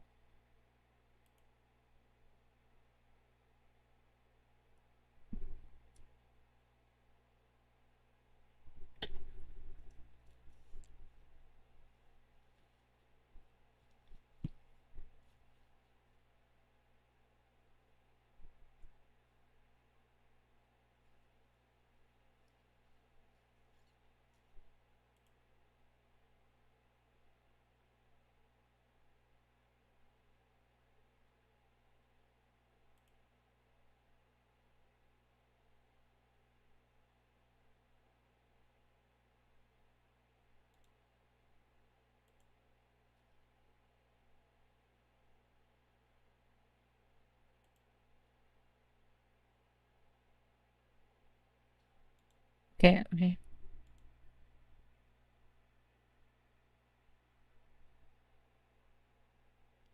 Let's understand what happened in more detail in piece P1.c. When it first starts running, the process prints out a hello message. Included in that message is its process identifier, also known as PID. The process has a PID of 29146. In Unix system, the PID is used to name the process if one wants to do something with the process, such as, for example, stop it from running. So far, so good. The process calls the fork system call, which the OS provides as a way to create new process. The odd part, the process that is created is almost an exact copy of the calling process. That means that the OS, it now looks like there are two copies of the program P1 running, and both are about to return from the fork system call. The newly created process called the child, in contrast to the creating parent, doesn't start running at main like you might expect. Rather, it just comes into life as if it had called fork itself. Okay, so when you create a child, it starts from line 7. And how do I get rid of this?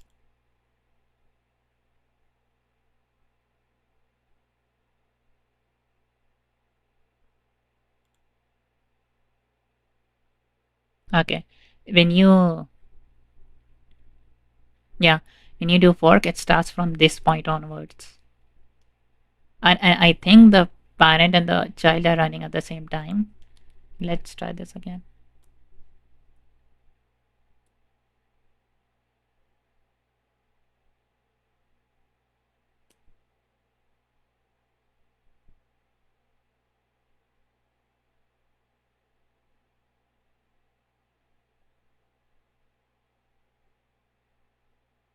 Why does this happen?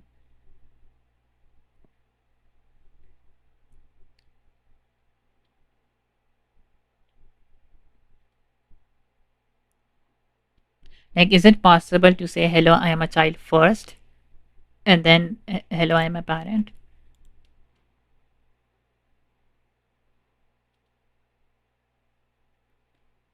Uh,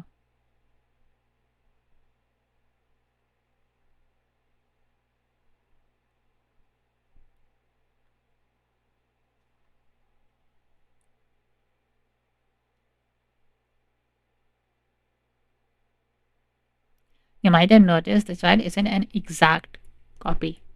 Specifically, although it now has its own copy of the address space, its own registers, its own PC, and so forth, the value it returns to the caller of fork is different. Specifically, while the parent receives the PID of a newly created child, the child receives a return code of 0. This differentiation is useful because it is simple then to write the code that handles the two different cases.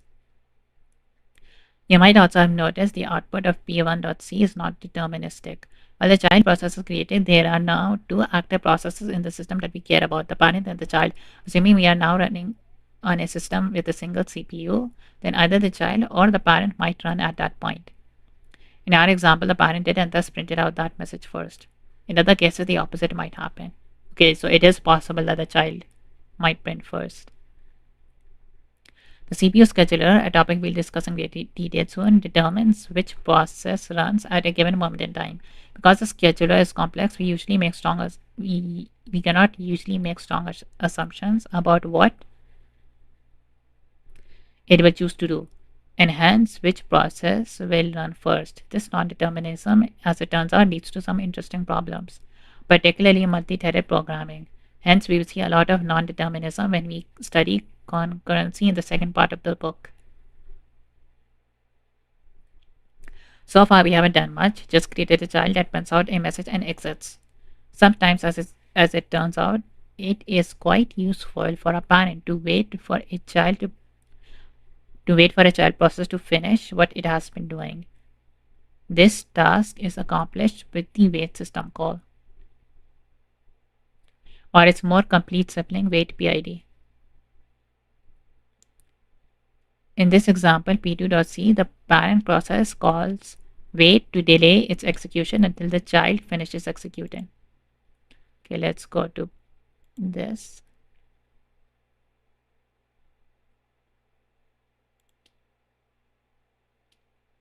Oh, sorry.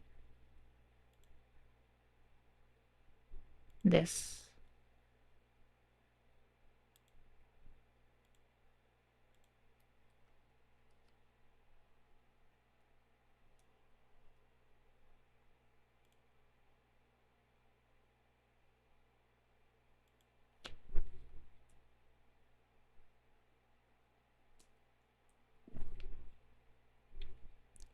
Let's see. So if it's a child, if return, what is it called? Return control.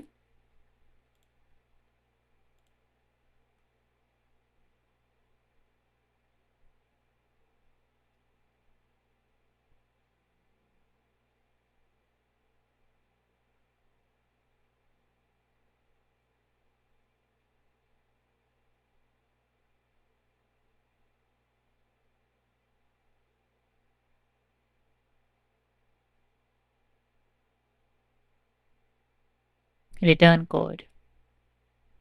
Okay.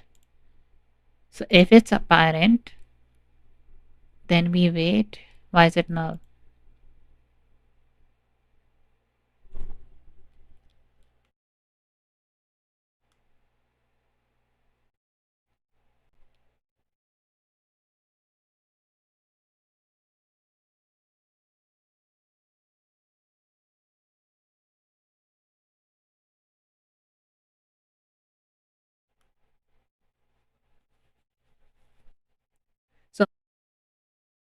then to finish, right?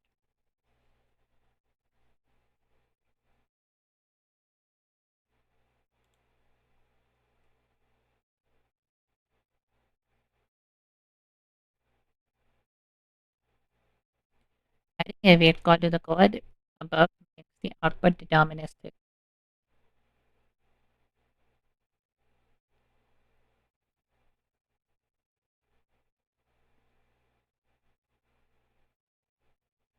If the parent does happen to run first, it will immediately call wait. The system won't return it until the child has run it. Cases where wait returns before it exists. Read the man page for more detail.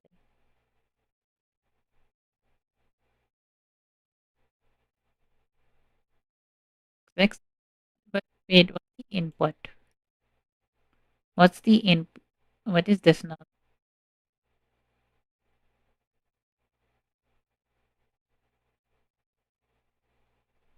Wait for a child to die. When it does, put its status in stat log and return its process ID.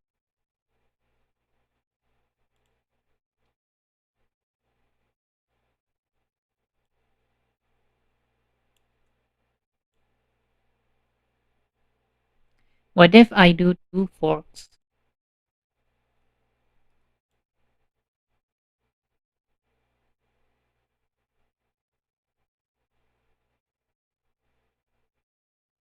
We have this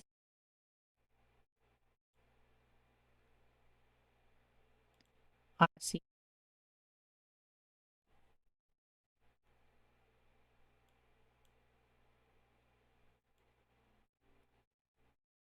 We have all this,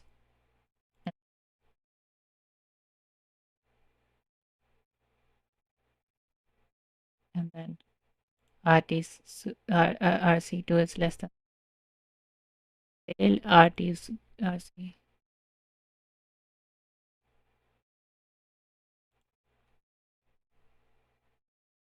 Delete this.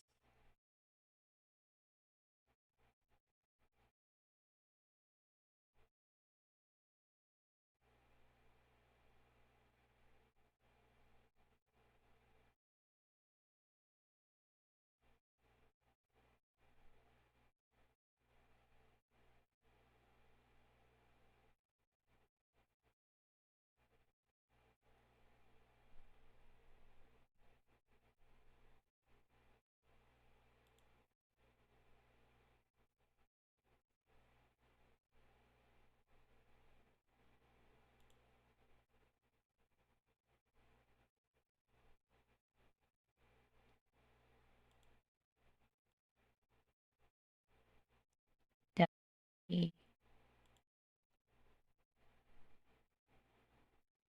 I'm a parent of and P and RC2.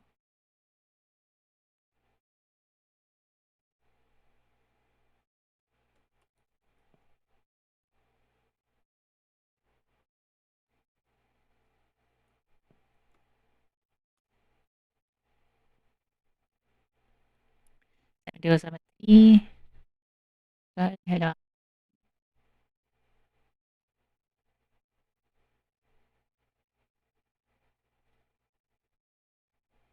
hello. I'm a parent.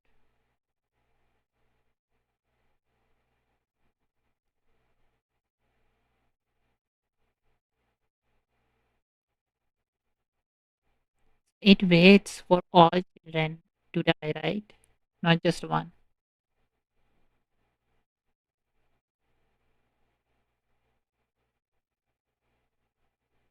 But W7274, the original child is not seven.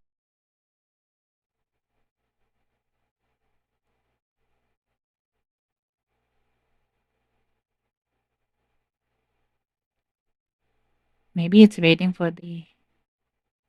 I want to know how this works with multiple children. And trying to wait PID.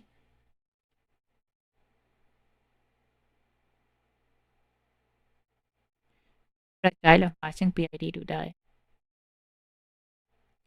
PID, let's say RC. What's the return?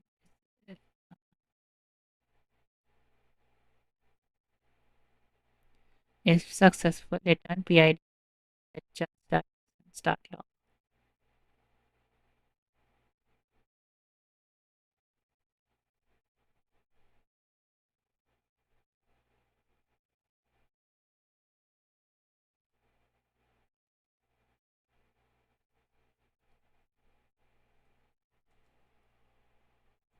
If I do null, it does the default options, right?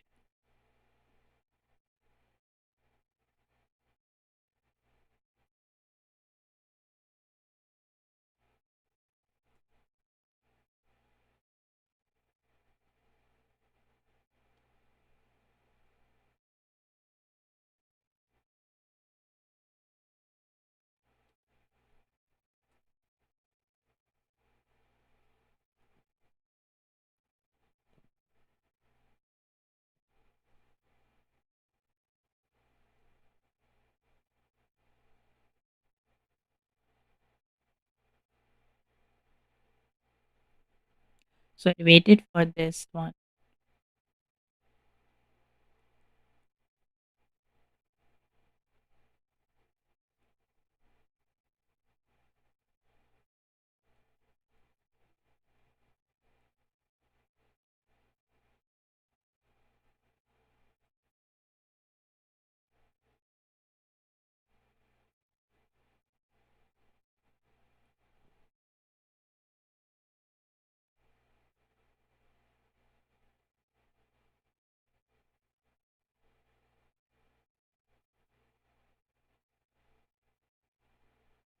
No, I'm child.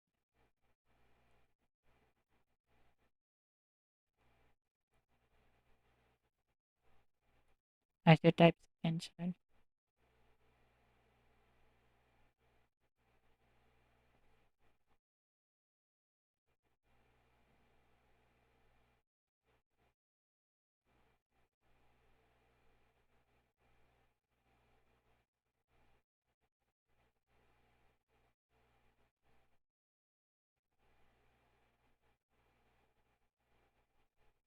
This second child first,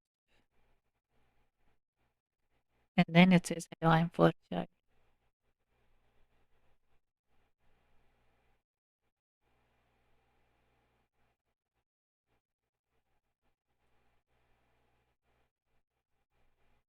But if I remove this,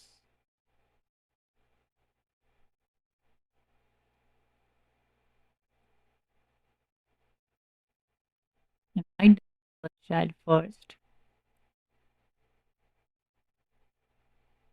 then it does second child.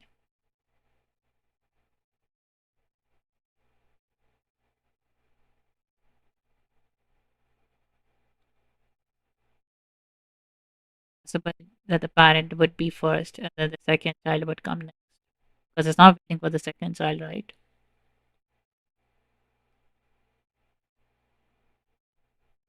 The exec system call, final and important piece of the process creation API is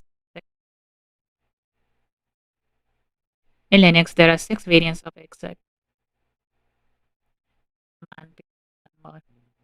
The system call is useful when you want to run a program is different from the calling program. For example, calling fork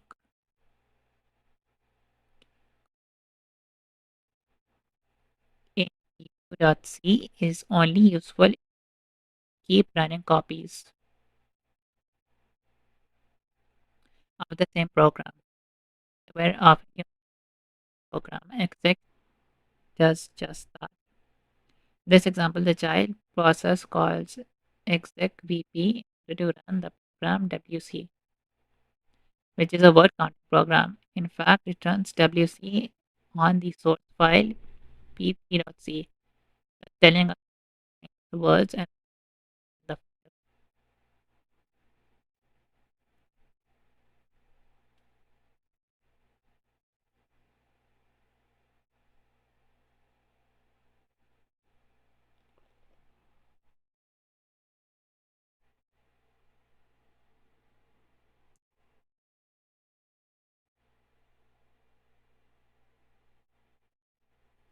And the 0. Okay, the 0 case is different.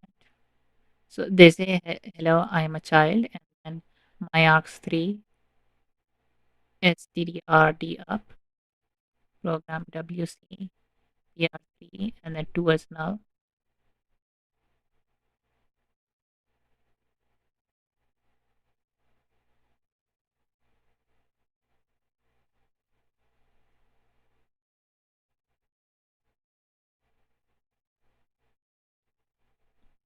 They shouldn't print out.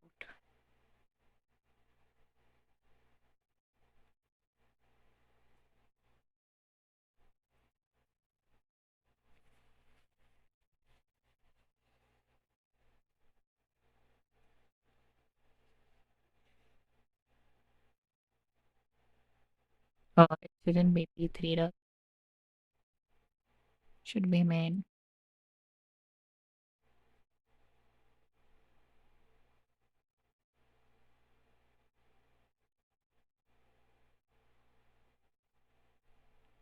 Hello world, hello, I'm a child, and hello, I'm a parent of this.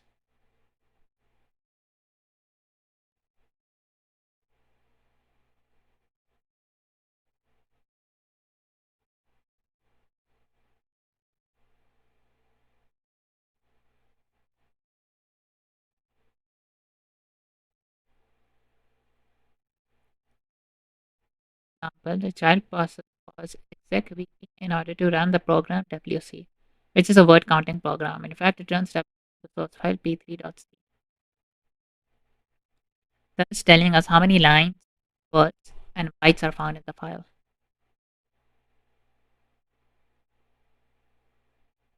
So 29 lines, 29, 30.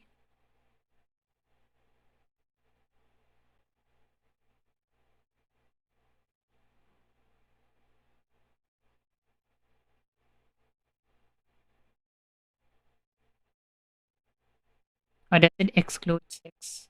Does it exclude line 6? 120 words and 901 bytes.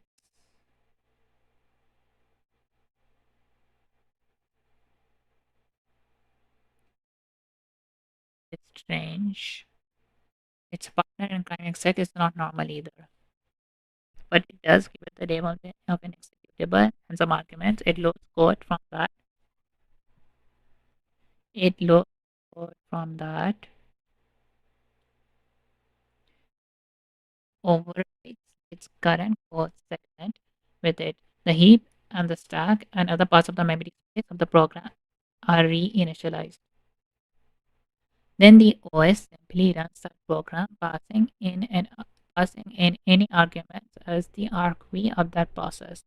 Thus, it does not create new process, rather it transforms the currently running process into a different running process. After the exec in the this p3.c never ran, successful call to exec never returns.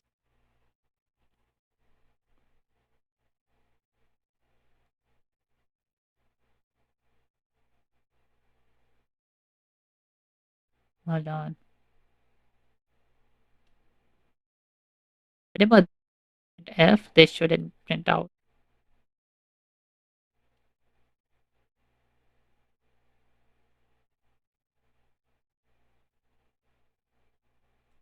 So it loads code and the data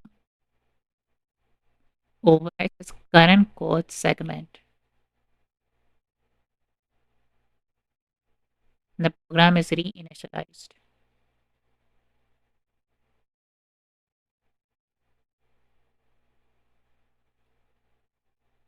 Or what if I don't wait?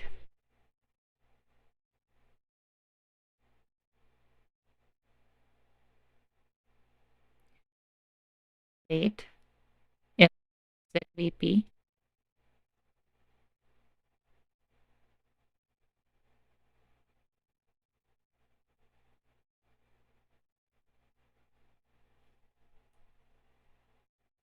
So they're saying it replaces the content in the address space, right?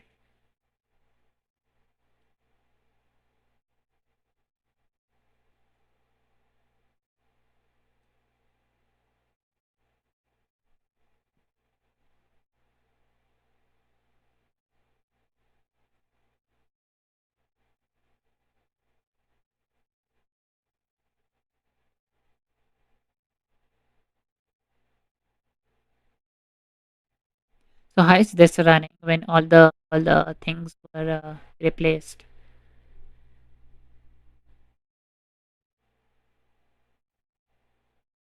When all the data was overwritten,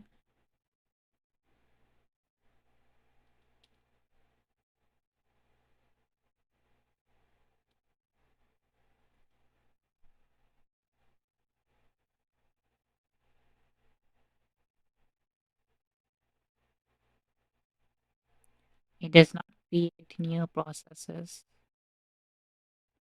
Or maybe the parent is not affected, but all the replacing happens in the child process. So the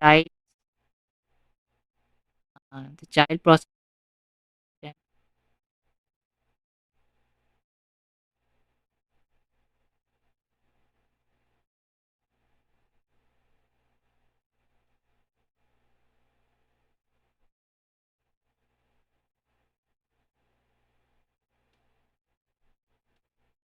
Of course, one big question you might if we build such an odd interface to what should be a simple act of creating a new process. Well, as it turns out, the separation of fork and exec is essential in building a Unix shell. The shell run code after the call to fork, but before the call to exec. This code can alter the environment for uh, the about to be run program, and thus enables a variety of interesting features to be readily built. The shell is just a user program. There are lots of shell, uh, CSH to name a shows you a prompt and then waits for you to type something into it. You type a command into it. In the shell then figures out where in the file system the executable resides, calls to create a new child process to run some variant of run the command, and then waits for command to complete by calling wait.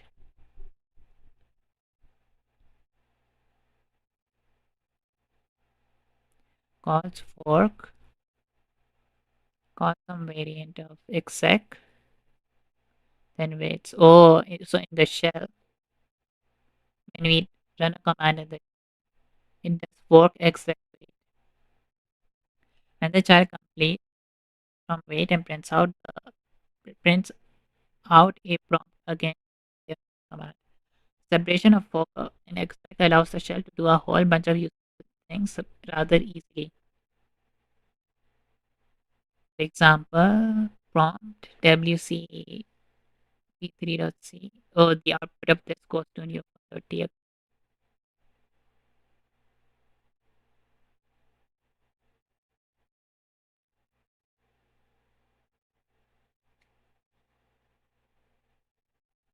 In the example above, the output of the program wc is fed into the output file newfile.txt.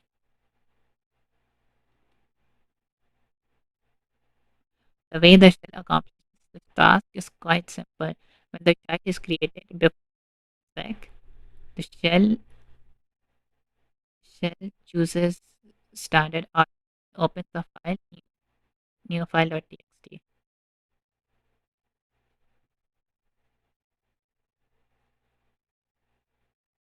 By doing so, any output from the soon to be returning program WC is sent to the file instead of the screen.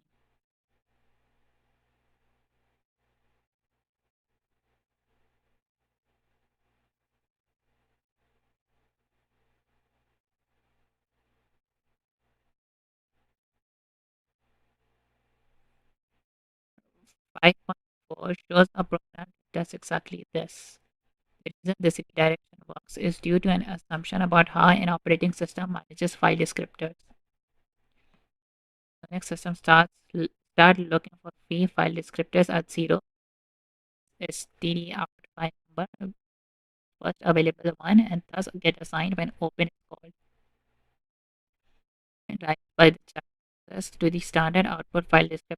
Example by routines such as will then be routed transparently to the newly opened file instead of the screen. You will notice at least two interesting tidbits about this output. First, when P4 is run, it looks as if nothing has happened. The shell just prints the command prompt and is immediately ready for the next command. However, that is not the case. Program P4 did need call fork to create a new child and by the VP, you don't see any output printed to the screen because it has uh, redirected to the file p4.output. Second, you can see that when we add the output file, expected output from the running WC is found. Unix pipes are implemented in a similar way, but with the pipe system call. In this call, the output of one process is connected uh, to an in kernel pipe, a queue. Another process is connected to that same pipe. Thus, the output of one process seemingly is used as the input, and useful chains of commands can be strung together. A simple example, consider looking for a word in a file and counting how many times the said word occurs. With pipes and utilities, WC, it is easy. Just type grep for foo file pipe WCL into the command prompt and marvel at the result.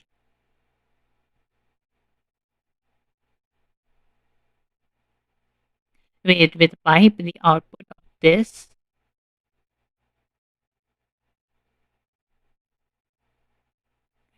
uh,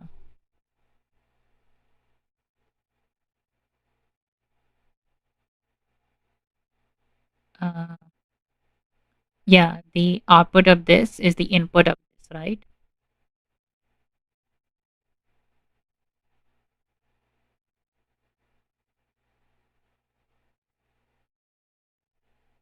Finally, while we have sketched out the process API at a high level, there is a lot more detail about these calls, how they existed.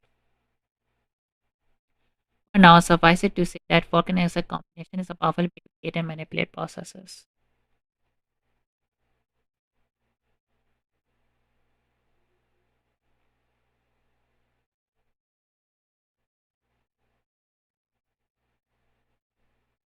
Great. So, mm,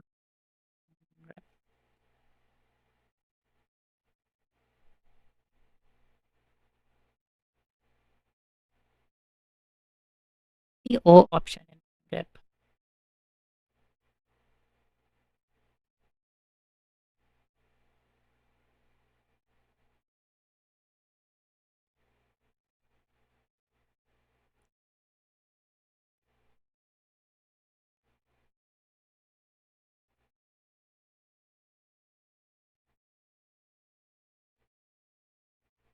Print only the matched part of the matching line.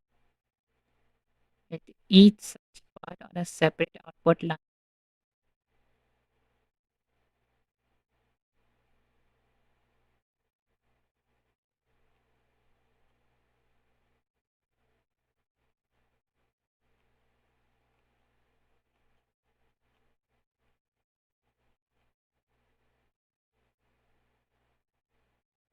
Why is it so slow?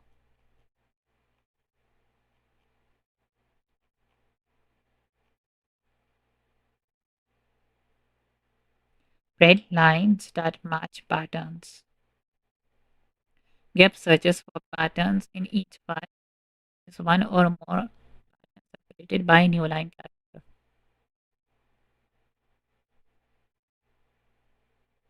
Grep prints each line that matches its pattern.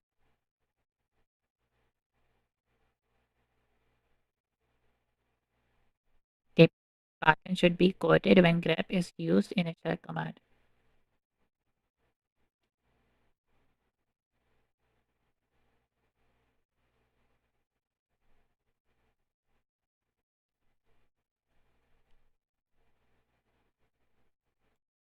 do, uh, so grep,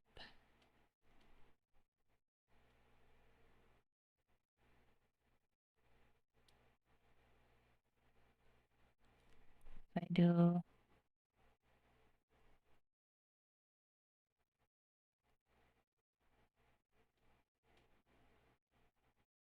main.c. Should it be separated by a line?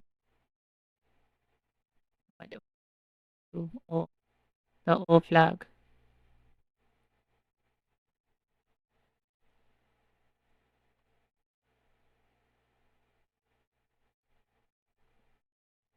So only this pattern. Okay, forget the O flag then. Uh, if I do now, I do pipe WC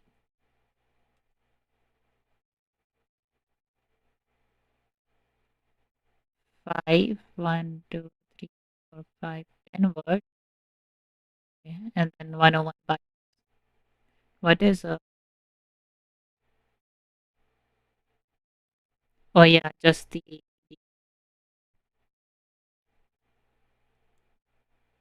okay, okay, I understand.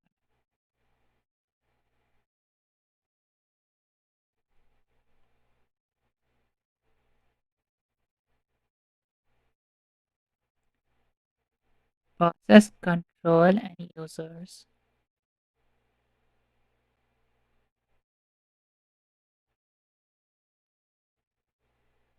Beyond work, and wait, there are a lot of other interfaces for interacting with processes in Unix systems. For example, the kill system call is used to send signals to a process, including if directive directives to pause, die, or other useful imperatives. For convenience, in most Unix row combinations are configured to deliver a specific signal to the currently running process. For example, Control C sends a SIGINT to the Control C sends a signal stop. What is this D over here? Uh, Signal that's pausing the process in mid execution.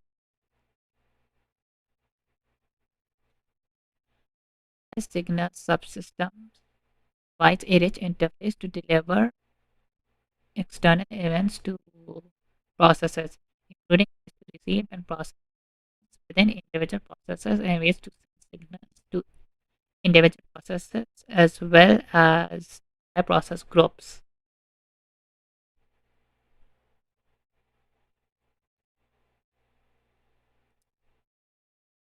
Okay.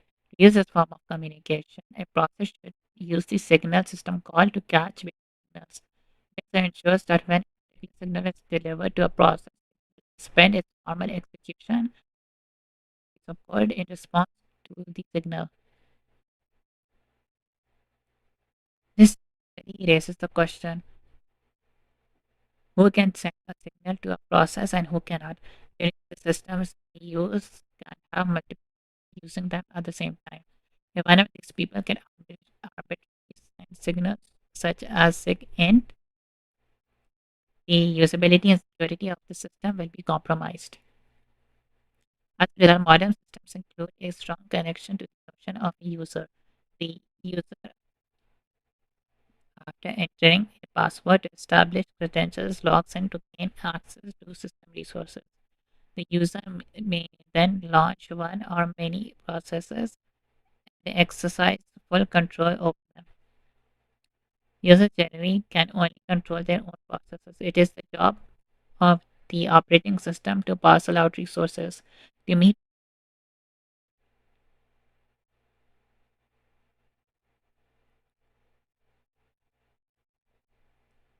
There are many command tools that are useful as well. For example, using the ps command allows you to see which processes are running. Read the man pages for some user flags to pass to ps. The tool top is quite helpful as it displays the processes of the system and how many CPU and resources are eating up. They are eating. Humorously, many times when you run it, top claims to be the top resource hog. Perhaps it is a bit of egomaniac. One can be used to send arbitrary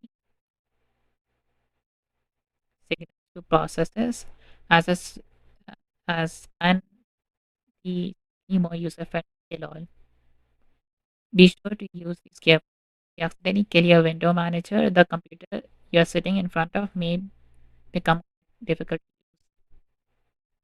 There are different kind of CPU meters you can use to get a good glance understanding of the load on your system. Okay.